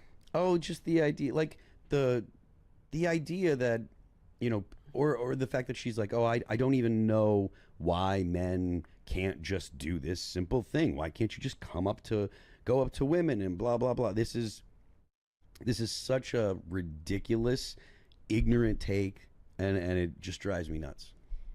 So you mean she should be aware of the fact that she should put a tiny bit of effort into understanding that there are other people that experience life differently to her. Like there's tons of dudes out there that talk about this kind of stuff all the time, but women aren't interested in listening to dudes at all. Women aren't interested in dudes what dudes think or how guys feel. They're not interested in how guys feel. They're not interested in what guys think. They're only interested in what will this guy do for me, and that's exactly her attitude right here. Yeah, it's 100%. She doesn't give a crap about like what guys experience or what guys go through or what it's like to be a young guy nowadays. She's just like, why aren't you doing what I want? Like an absolute scumbag. Well, she did say she is not personally resorting to stealing men's food, but she has heard that this is becoming a trend and is considering it. I have to applaud just the creativity of that alone. I wouldn't have thought of that. That's quite... Of stealing the lunch? Yeah, I mean, I wouldn't have ever thought of that. It harkens back to like it's the type of thing you imagine hearing from like a married couple who has a creative story about how they got together. Yes, or if a married couple does something like that's fine. You know, if you're married and prank each other, in a loving way that both of you find funny, that's completely fine. But this is just, like I said, if a man would do that, he would be a creep. And yes, we never win. Meet cutes. It's a very Meet cutes are a thing of the past. Unfortunately, it doesn't sound real to me. It sounds like a Hollywood writer's idea more than a real person's idea of how people actually get together. She says she knows women who do this. I don't know what to make of it. But to what you said, Phil, I am interested in men's perspectives about this, and I've read a lot of them and listened to a lot of them, and I just disagree. From the bottom of my heart, I disagree with the idea that men are hesitant to ask women out because of Me Too. Usually what they say is, it's because of Me Too. I don't want to catch a case because I came up to a girl at a bar, whatever. But that's an actual real danger. It's a real danger. That can happen. Well, it's most likely to happen if she doesn't find you attractive. If she finds you attractive, you can take a dump in her mouth as long as she finds you attractive. You're fine. If she finds you unattractive and you sit at her side in a bus, you are in prison with one leg. That's basically what's going on. Don't think that is tethered to reality. You're not in any serious danger of catching a lawsuit or a criminal case by saying hello to a woman you find attractive in a public setting. Yeah, you shouldn't be engaging in high-risk behavior of hooking up with random strangers that you don't know and have no reason to trust. Do you think she doesn't engage in those type of high-risk behaviors? Do you think that the people that she's thinking should be coming up to her, do you think she thinks those people would not be engaging in high-risk behaviors? Or do you think that the people that she actually would want to talk to, she wouldn't engage in high-risk behaviors or wouldn't want them to engage? I'm not saying that she or the men she's interested in wouldn't do that. I'm just saying the risk in hooking up with a stranger is real. The risk in talking to a stranger is completely something that you blow out of proportion in your mind, especially for men in their 20s these days. The worst case scenarios that they're coming up with about what could happen if they talk to a woman that they find attractive at a bar or wherever is totally fairy tale level. I mean... No, it's not. Because there are videos out there that show what happens.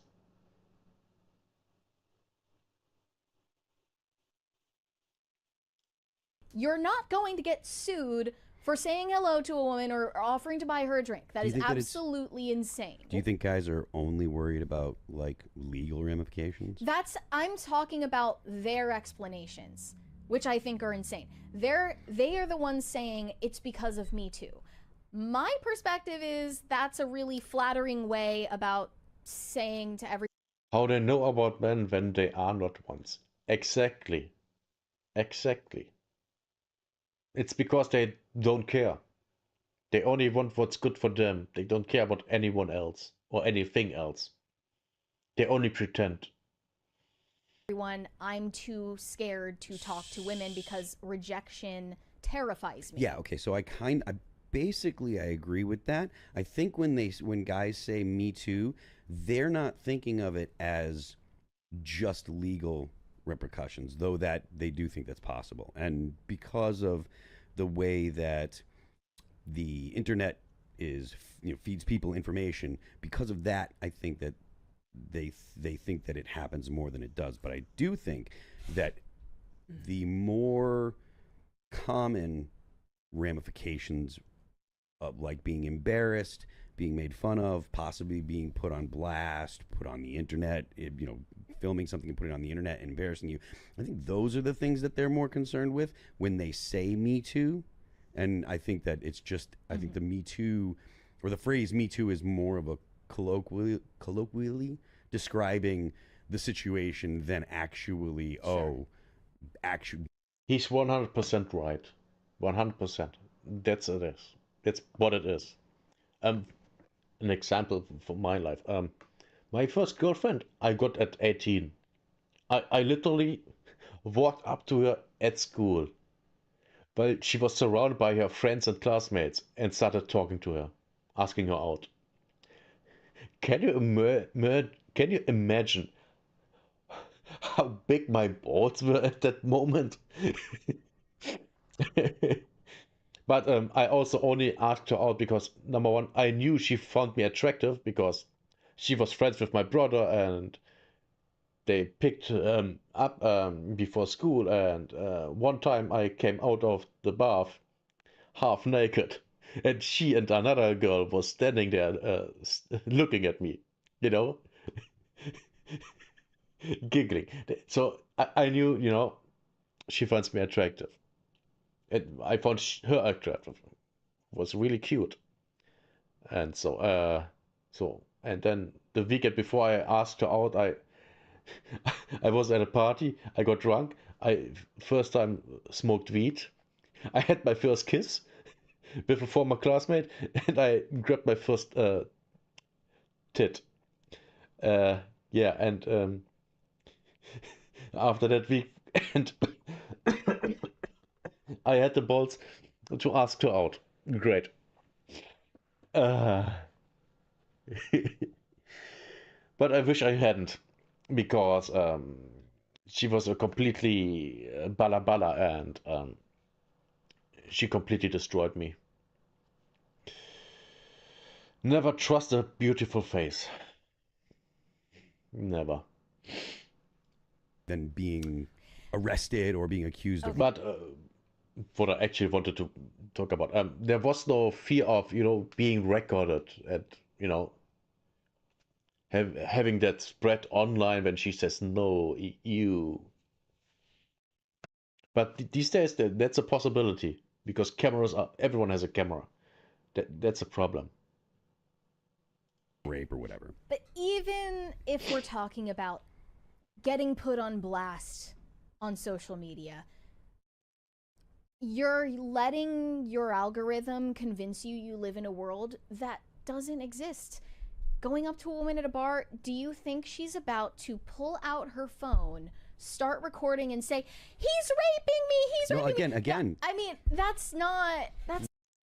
I have literally seen women saying that. Like, literally. I mean, okay, because it was videos where I've seen that. I mean, not out there, but I've seen crazy people. I've seen a woman, when I was out for a walk, that she was about that height, and about 10, 15 years older than me and tried to start a fight with me randomly. I didn't know her. I didn't talk to her. I think I've never seen her before or since. Completely insane, that bitch. Jesus Christ. So never underestimate crazy people. It's just not going to happen. But you again went to the raping stuff. Well, no, I'm just saying. I'm making a joke. It's... But you think she's gonna start recording and being like, "Look at this creep. He came up to me at a bar.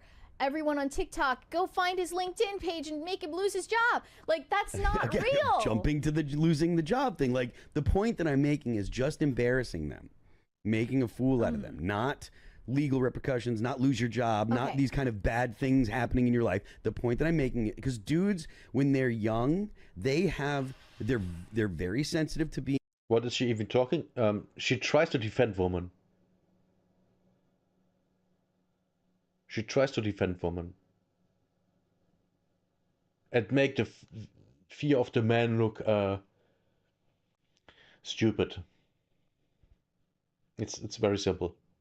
Being embarrassed, they don't want to be embarrassed, and it's embarrassing enough for a woman to say no, to shoot you down, then throw in the possibility that maybe she filmed it, or maybe she does film it, or whatever kind of other, or someone else filmed it. The thing is, the fear of that is there because people have seen videos where exactly that happened. That's the thing, it happened. And you don't know if the cute girl you are trying to approach is insane. You don't know.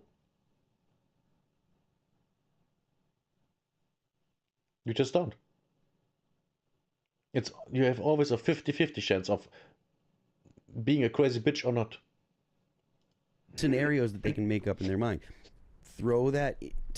Add that into the fact that people are generally not socialized the way that they used to be because of the internet and because of smartphones. You're not going out and trying things and failing and learning things on your own. Like, when little kids have to be allowed to try to do things, mess it up, and figure out how to do it. And nowadays... Yes, I completely agree. 100%. That's when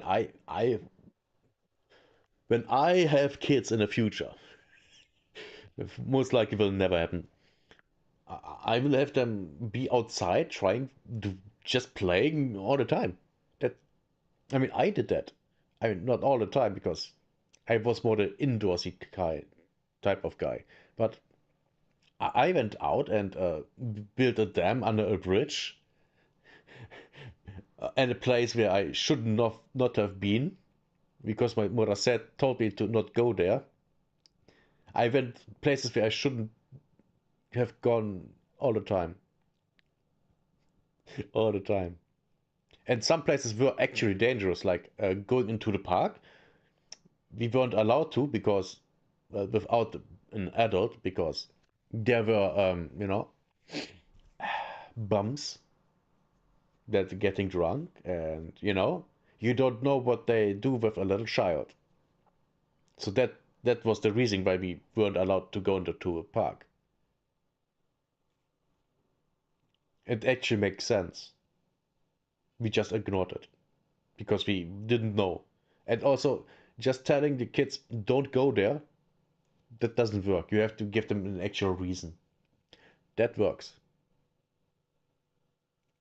Well, it might work. Kids still are, dumb because they don't have the life experience, which is a major thing. It's not because they are just dumb, it's because they don't have the life experience. The moment they get the life experience, they change. I mean, I'm not the same person I was even 10 years ago. Not 20 years ago, not 25 years ago, not 30 years ago. I'm a different person.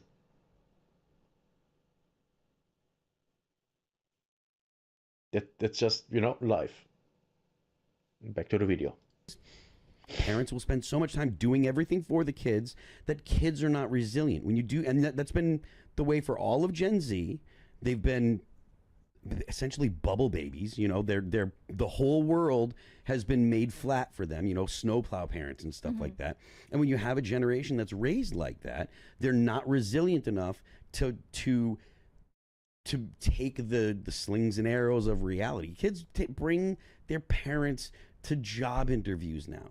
Like, so these things are the problem. And sure, so maybe guys are catastrophizing and they're thinking, oh, this terrible thing could happen. But the reason they're catastrophizing like that is because they're not resilient. They don't have the ability to say, well, she didn't like me, no big deal, can go to the next one.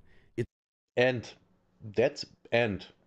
there are reports, there are videos about, you know, things happening. Like the one guy that saved a woman from drowning, and then she sued him for rape because he moved her unconscious body. Yeah. And the guy lost all his friends, his family, and his job. Just because that dumb woman is being a dumb woman. It's horrible. It's a major injury to their ego and to their self-esteem. And when you can barely get up the gumption to go out into the world and look the cash register, the guy at the person at the cash register in the eye, you're trying to talk to someone is far more difficult. Trying to talk to someone, especially when you're like, oh, maybe, you know, see if she likes me. It's just more difficult for kids that are not properly socialized. And I'm not saying this is a good thing. I'm not saying this is the way it should be.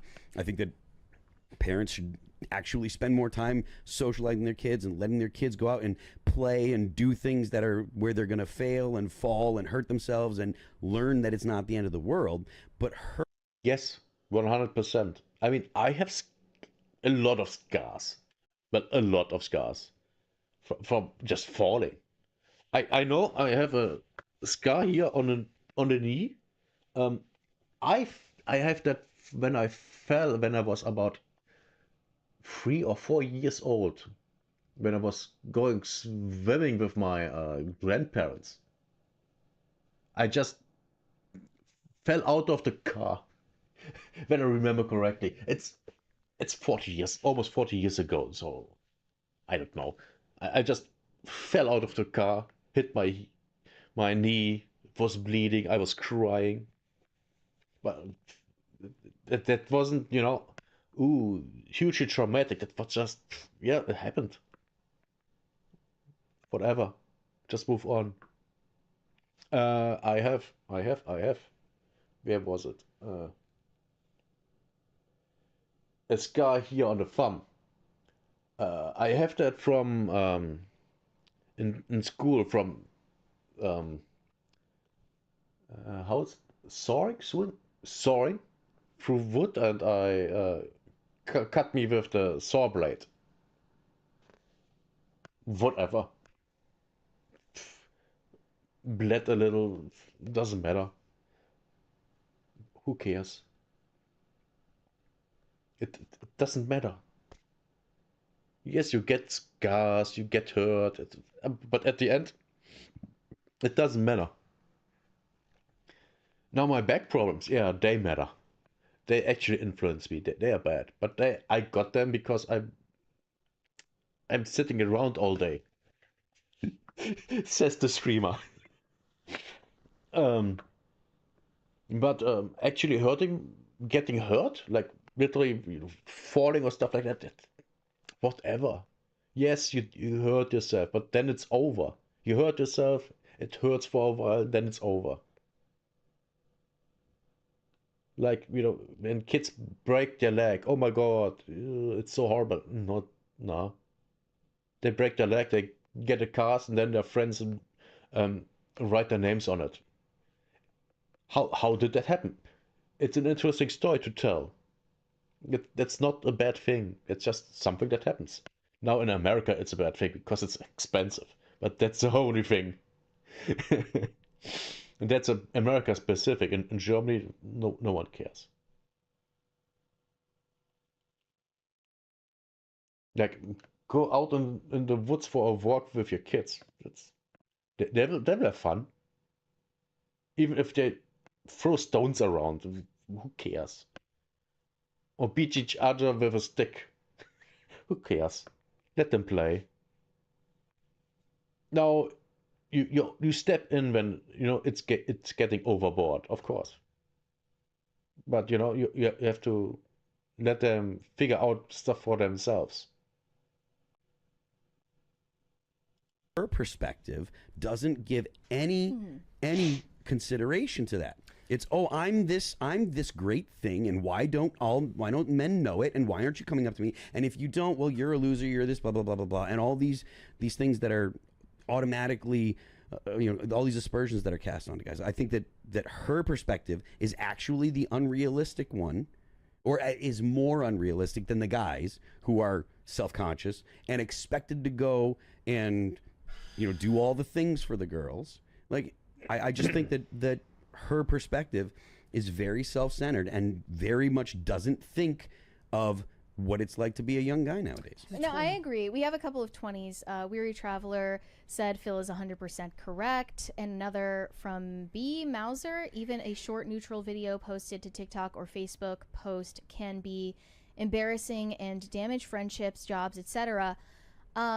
Okay, I completely grasp what you're saying. She doesn't really develop a theory of mind for the men in these scenarios, and everyone needs to think about something from another person's perspective and step into their shoes. And I agree that she's coming at it from a totally self-absorbed view of these interactions.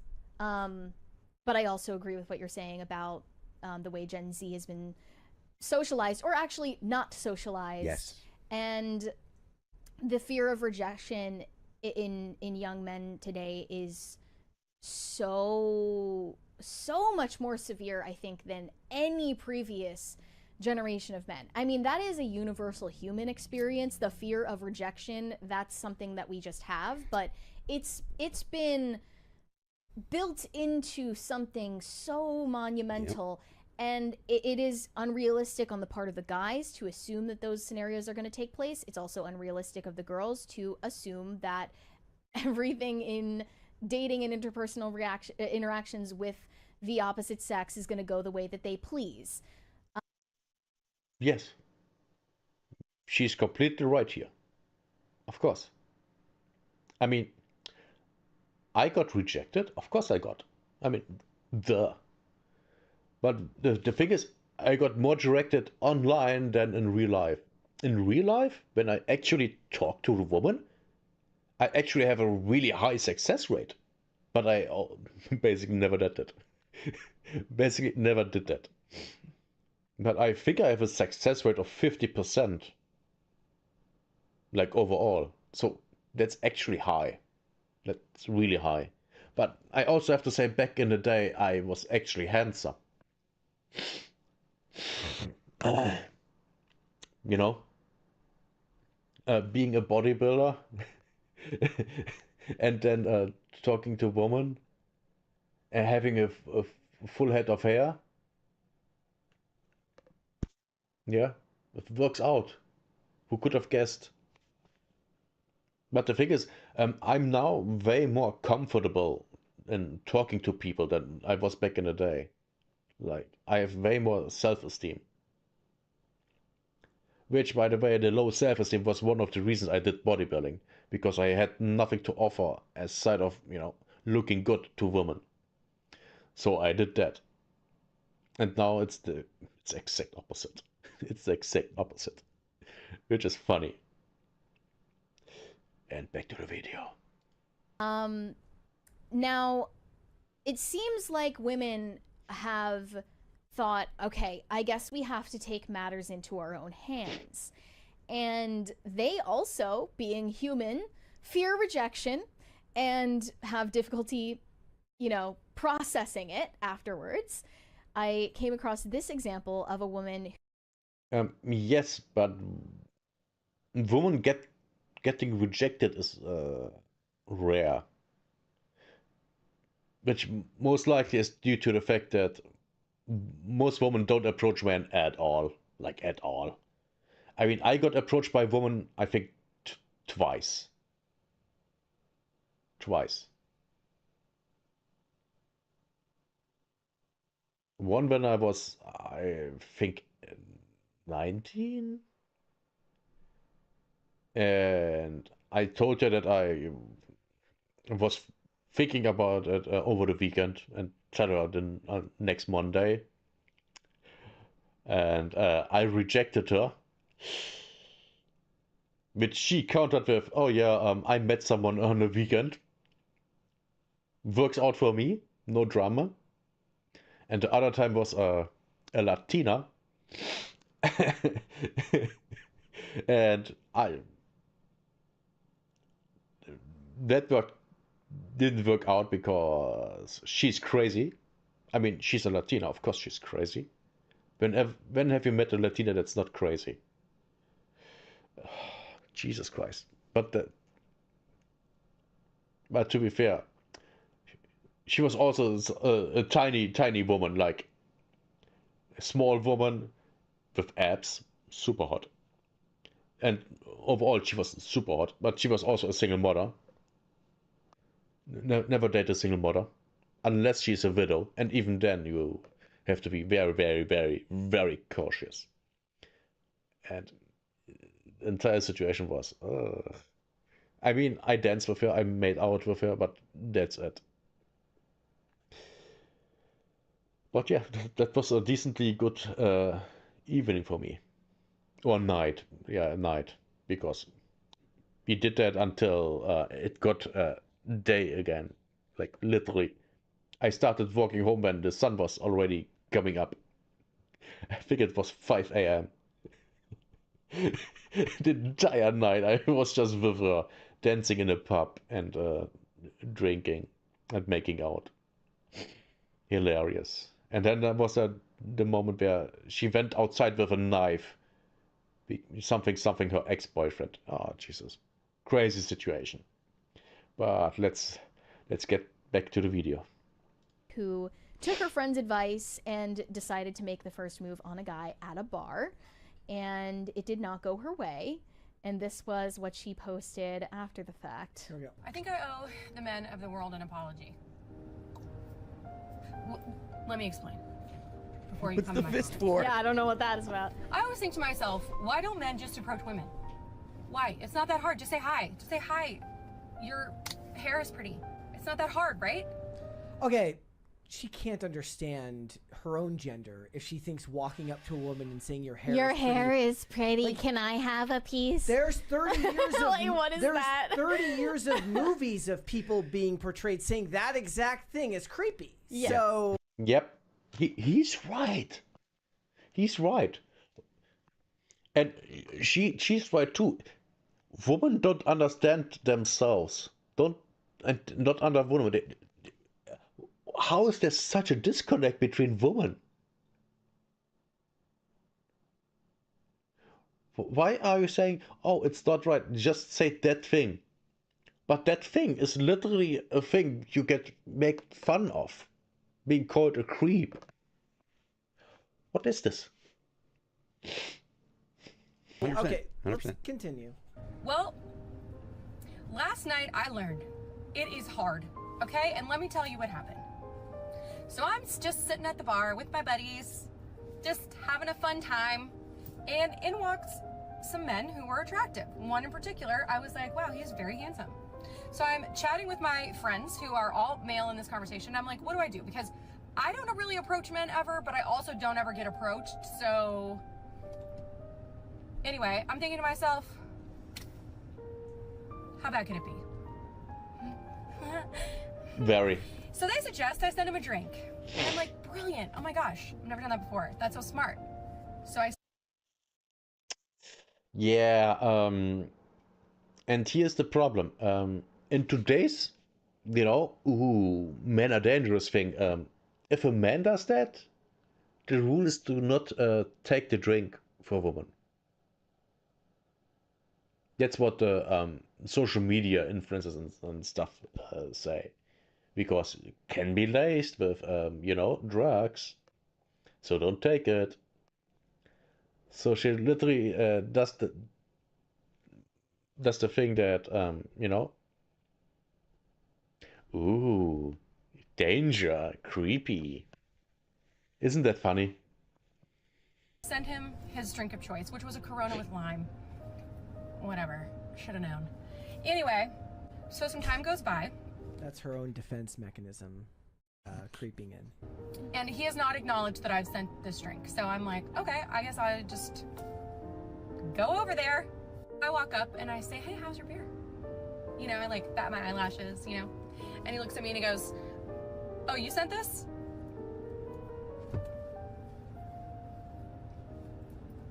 Yeah, I did. It was me.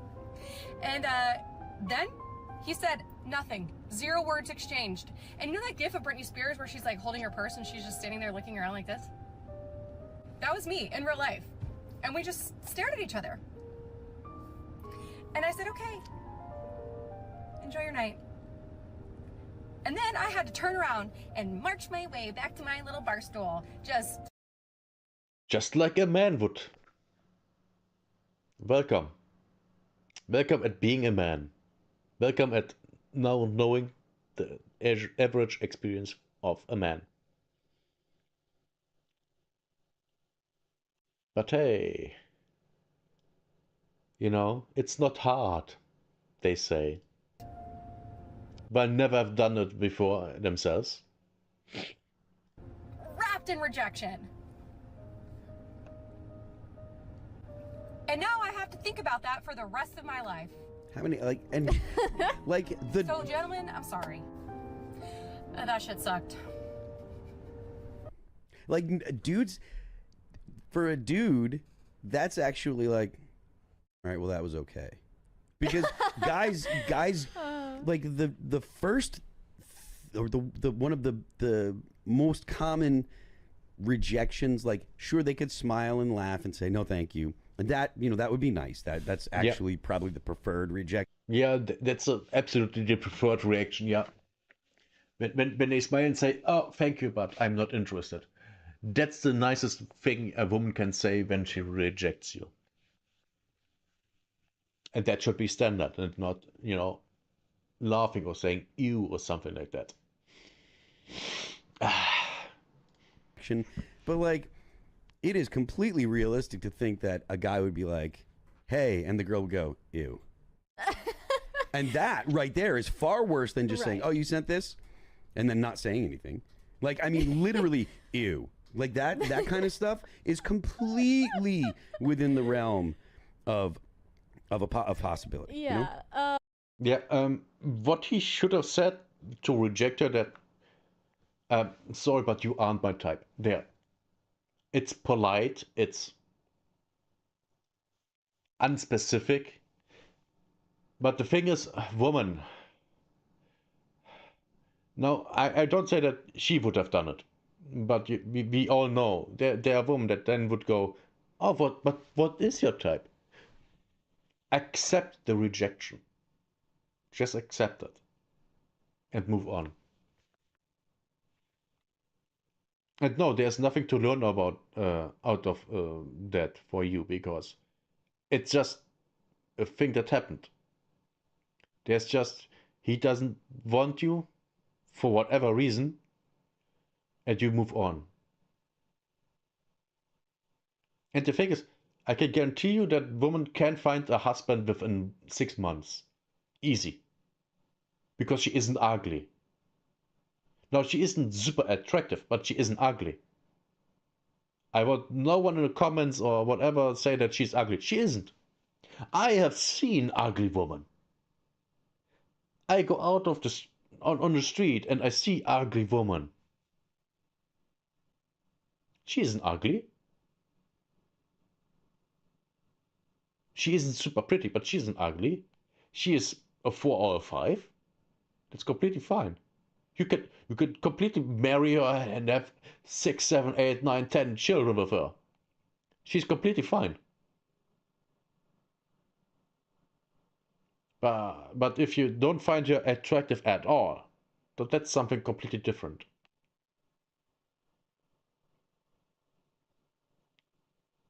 Now, is she my type? Not really. But that might be a thing that I actually want a lot of children when I be with a woman again. You know, like 4 at least. So I need them to be young and breathable. But yeah, I'm not looking for. Oh God, I want a 10. Why? What would I do with a 10? A 10 doesn't. I need a woman that goes in the garden and gets fresh onions out of the dirt. That's a woman that I need. That's a woman that I want. Not one that, oh, my fingernails. I don't care. You need to do housework. You need to take care of the children, of the garden, just like I. It's that simple. I think, maybe people are beginning to understand each other. It reminds me of that Jordan the Stallion like TikTok where a woman goes like, ask a girl out. What's the worst that could happen? He goes, no. I was in high. I'm paraphrasing. He was like, I was in high school and I went up to a popular girl and asked her to the prom. She goes, that must have been really difficult for you. That's so brave. Like again, yeah. Just the you most. never know what the worst case scenario. And then you have to remember when women use shame as a tool. Yeah, a girl might not. They use that all the time, by the way.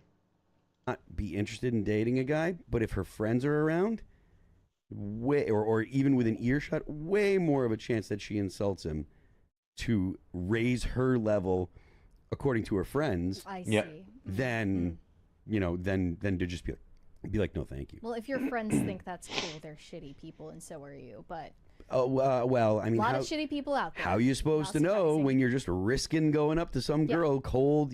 So it's, I really think that women have unrealistic expectations of men, considering the context that we're in.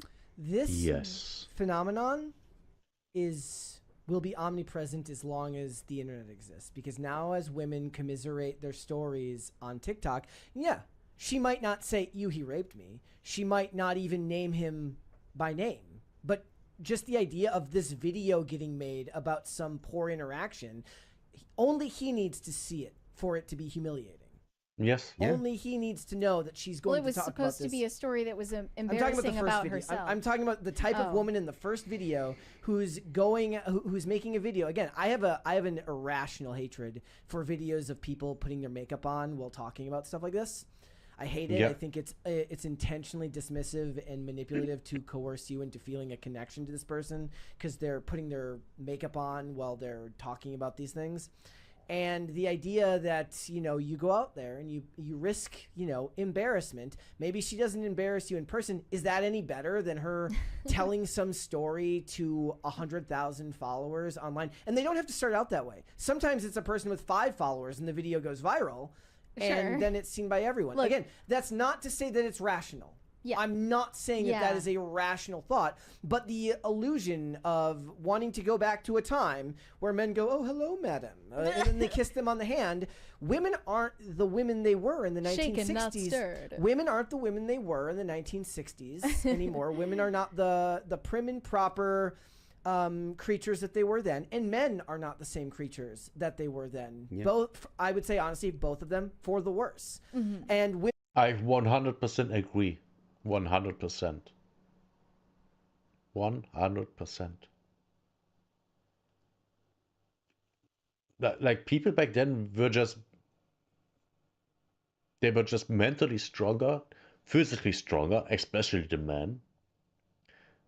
And they were just better people.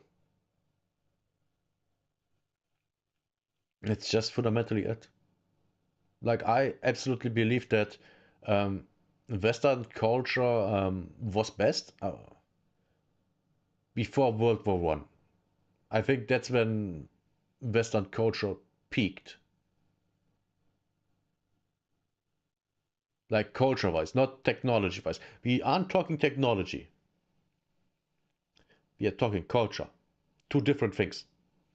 And I absolutely think that before World War One, the West was way better off, especially Europe. Holy cow, Europe is done for, culture-wise, totally done. Women want the behavior from a time that is long since past, while not being willing to sacrifice, or at least understand that the time we live in now doesn't condone it. Yeah, I appreciate what you're saying. I appreciate what Phil is saying. My thing is there's no obvious solution there other than exposure therapy. I mean, like, so here's the thing. Like, there was the guy, we did like the... I actually agree with her. You have to put just people together. Like, I'm in the belief that people who never suffered in their life can't be good people. Like, actually good people. Sorry. And that's why I'm for putting people for 2 years into a village where they have to survive basically on their own. They have rations from the people that were there before. And they have to, work for their own food, for everything. And then they have to make lasting food for the next people that come. But they have to actually work. There's no electricity, nothing. Now there is one guy living there that has electricity, so he can call when an emergency happens, stuff like that. But that's it. Aside of that, they're all on their own. They all have to survive there.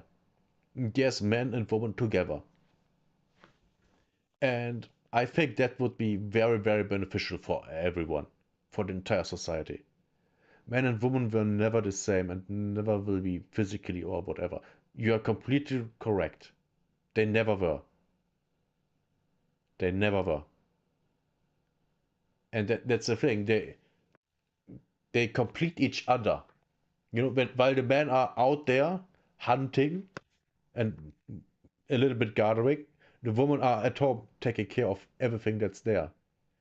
And this unity works perfectly. How do we know it? Because that's how it worked everywhere in the world. Like every civilization. If you look at every civilization ever in history, family was its basis. Always. And what do you get when you erode family? You destroy society and civilization. And that's what's happening right now. Fringe of the day guy goes, he went to Disney World, he asked 100 women out. Remember? Like, didn't we do this? A guy goes to this might have been when I was out of town. And the whole point was that he wasn't expecting to hear yes from any of them. He's like, oh, you're pretty. Want to go out? Oh, you're like... And he would just go from woman to woman to woman to woman to woman to ask. I don't remember if it was ask them out or tell them they're pretty. But the point was, he would just go up to random women and say this. So if we're talking exposure therapy, like that's the guy's way of reasserting control of that situation. Like, I'm going to turn it into content before you can turn it into content. Probably the more valuable aspect of that would be the fact that he's going and talking to people far more than he would make on any video that he made. But they're not willing to do it without turning it into content. Just to be fair, I see just as many videos of women telling their stories about creepy men as I see men with smart glasses recording their cold approaches to women in public. I've never seen that, but they shouldn't be doing that. Just as many of those types of videos recording strangers as I see women telling stories about the awful dates that they've been on. And both of those people are bad. And they're all despicable, and everyone has room for improvement. They're both bad. And I completely agree that fundamentally what he says, to be able to comfortably approach someone for you're interested in them, you need to be comfortable to talk to people. I 100% agree with that. Now, how do you get to the point? You have to talk to people. You have to be around people. How do you get it? Well, go to church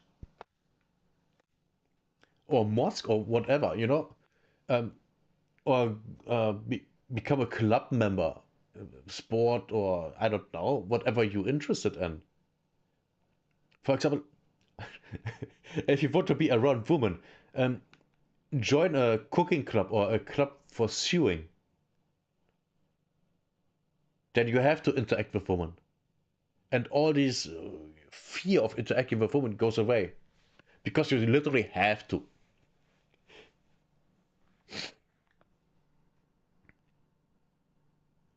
And when you are scared of, oh, they will find out I'm uncomfortable, just tell them outright. Yeah, I'm here to learn swing, but also talking to people because I lack social skills. I'm one reason I'm here is doing that. Now, does that take balls to say? Of course it does. And you are literally showing on people you don't know a weak spot that can be attacked. That takes a lot of balls to admit. But it can be worth it.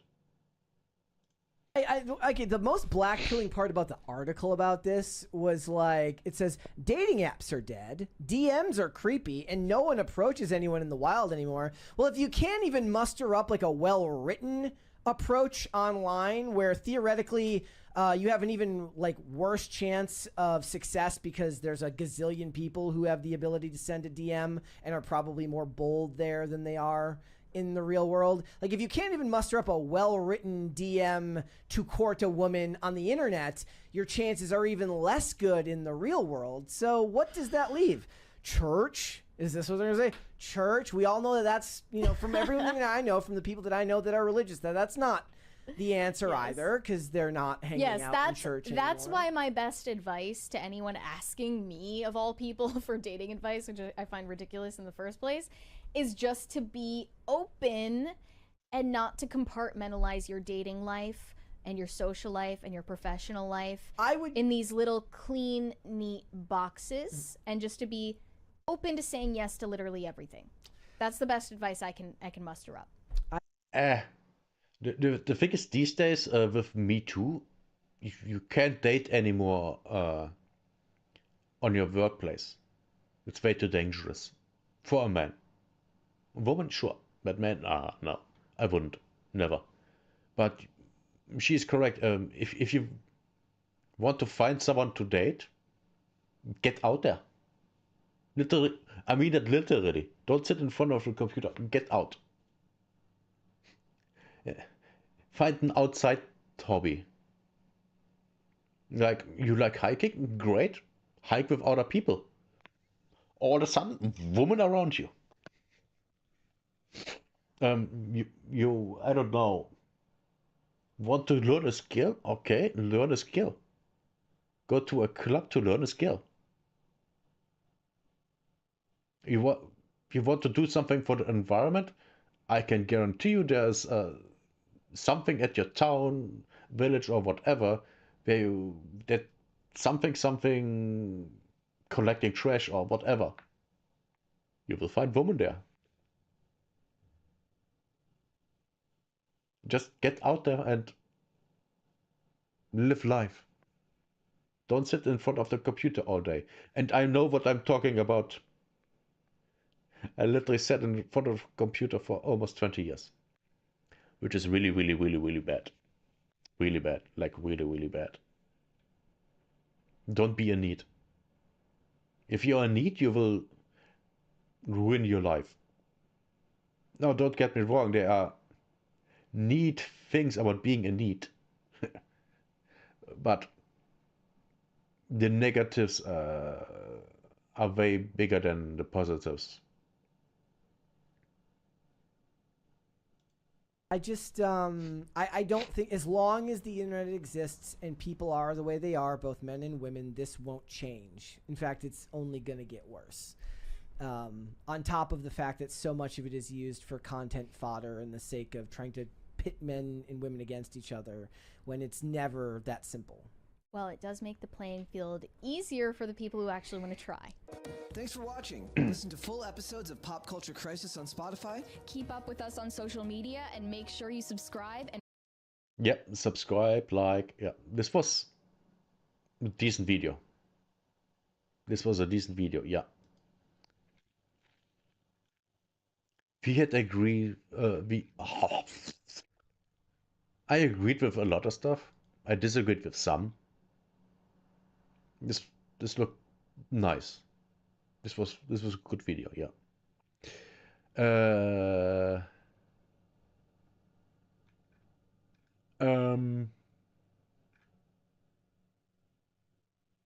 What do we do next?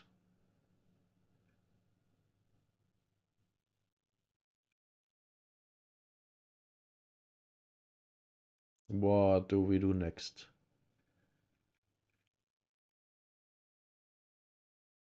You know what? We are gonna do this video.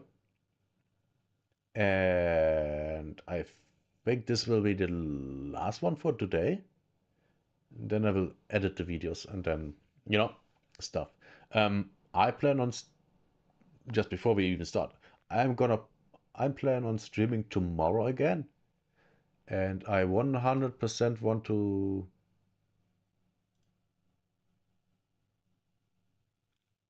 Where is it? Not here.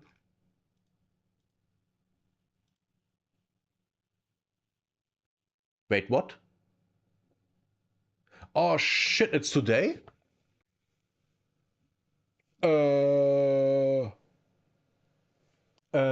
Okay. I wanted to stream this. It's happening in 9 hours and 2 minutes.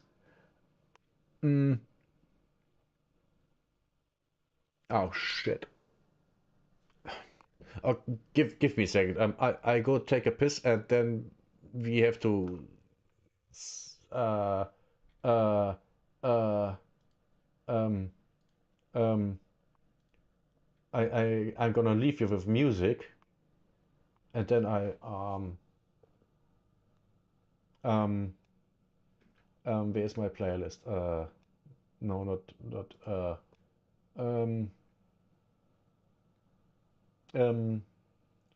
where's my playlist? There's my playlist. Let's get back to equal justice. Okay. Fear and suspicion. Repeat. I'm AFK for a moment. Let's get back to equal justice. Repeat. Let's get back to equal justice. Increase fear and suspicion. Repeat. Increase fear and suspicion. just do it up. Every encounter is going to be much more difficult. Repeat. Every encounter is going to be much more difficult. Repeat. Gentlemen, this is about combat. Repeat. Gentlemen, this is about combat. Just do it up. Just do it up. Just do it up. Just do it up. Just do it up. Just do it up. Just do it up. Just do it up.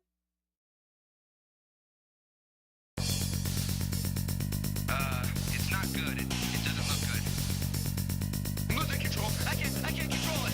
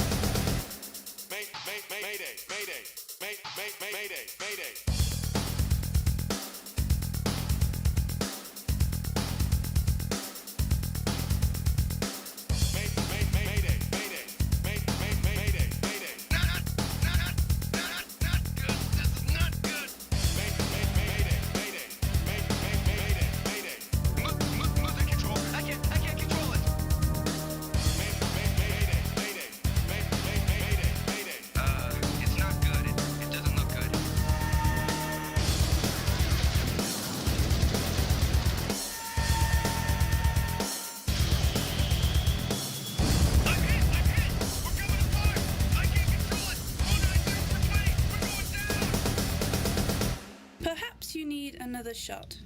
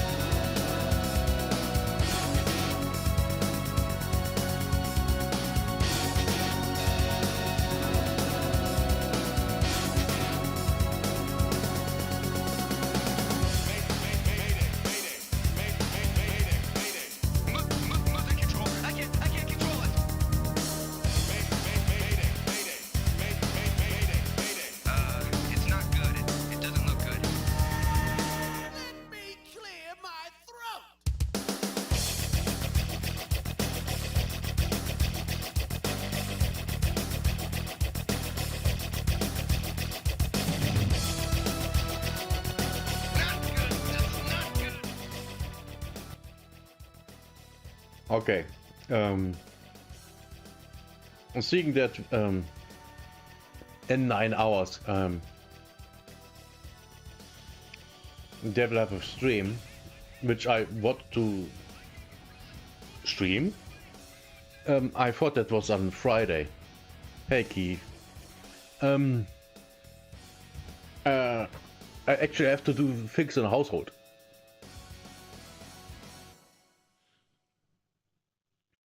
I have to do the laundry and stuff, and yeah. Um, I'm telling you, I'm not gonna stream for over 10 hours. Okay, I would say we ended this stream here, and I gonna stream later in about 7 hours. Yes, I live alone, very alone, very alone. With 2 love dolls.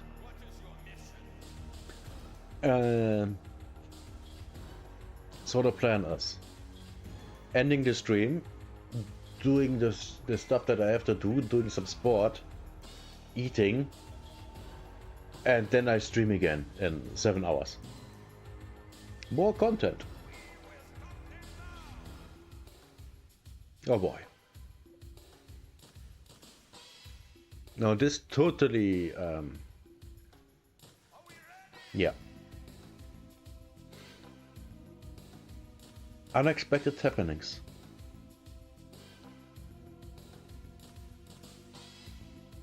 And while we are at it,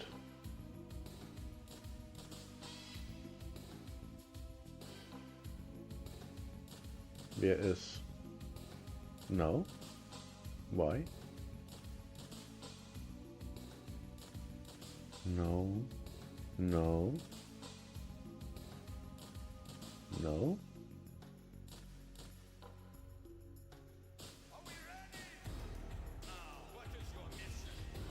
Oh, there it is.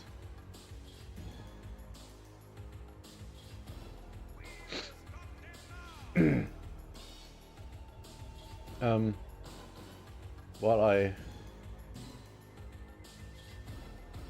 right now we have 1 p.m. Well, 5 p.m. 1 Jesus. It's 5 after 1 p.m.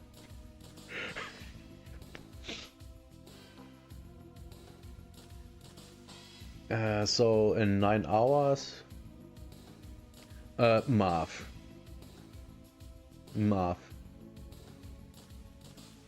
Why can't I hate this? So this is 5:33 for you. Yeah, you will be in bed when I stream next time. In 7 hours. 7 hours. It will be 8 p.m. for me then. Okay. Then this stream will go live at 10 p.m. for me. And then I will stream until, I guess, midnight. Oh boy. Yeah. The thing is, I want to do this live because drops on Twitch. There will be drops on Twitch. I forgot how they look. Very midnight, yes. Very midnight.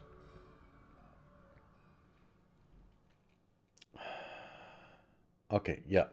I think that's the plan. Thanks for coming back, Keith. We're gonna end this here. I'm gonna do what I have to do. And then we start streaming in 7 hours again. Phew, what a day. I hope you enjoyed the first stream of today. If you liked it, give it a like.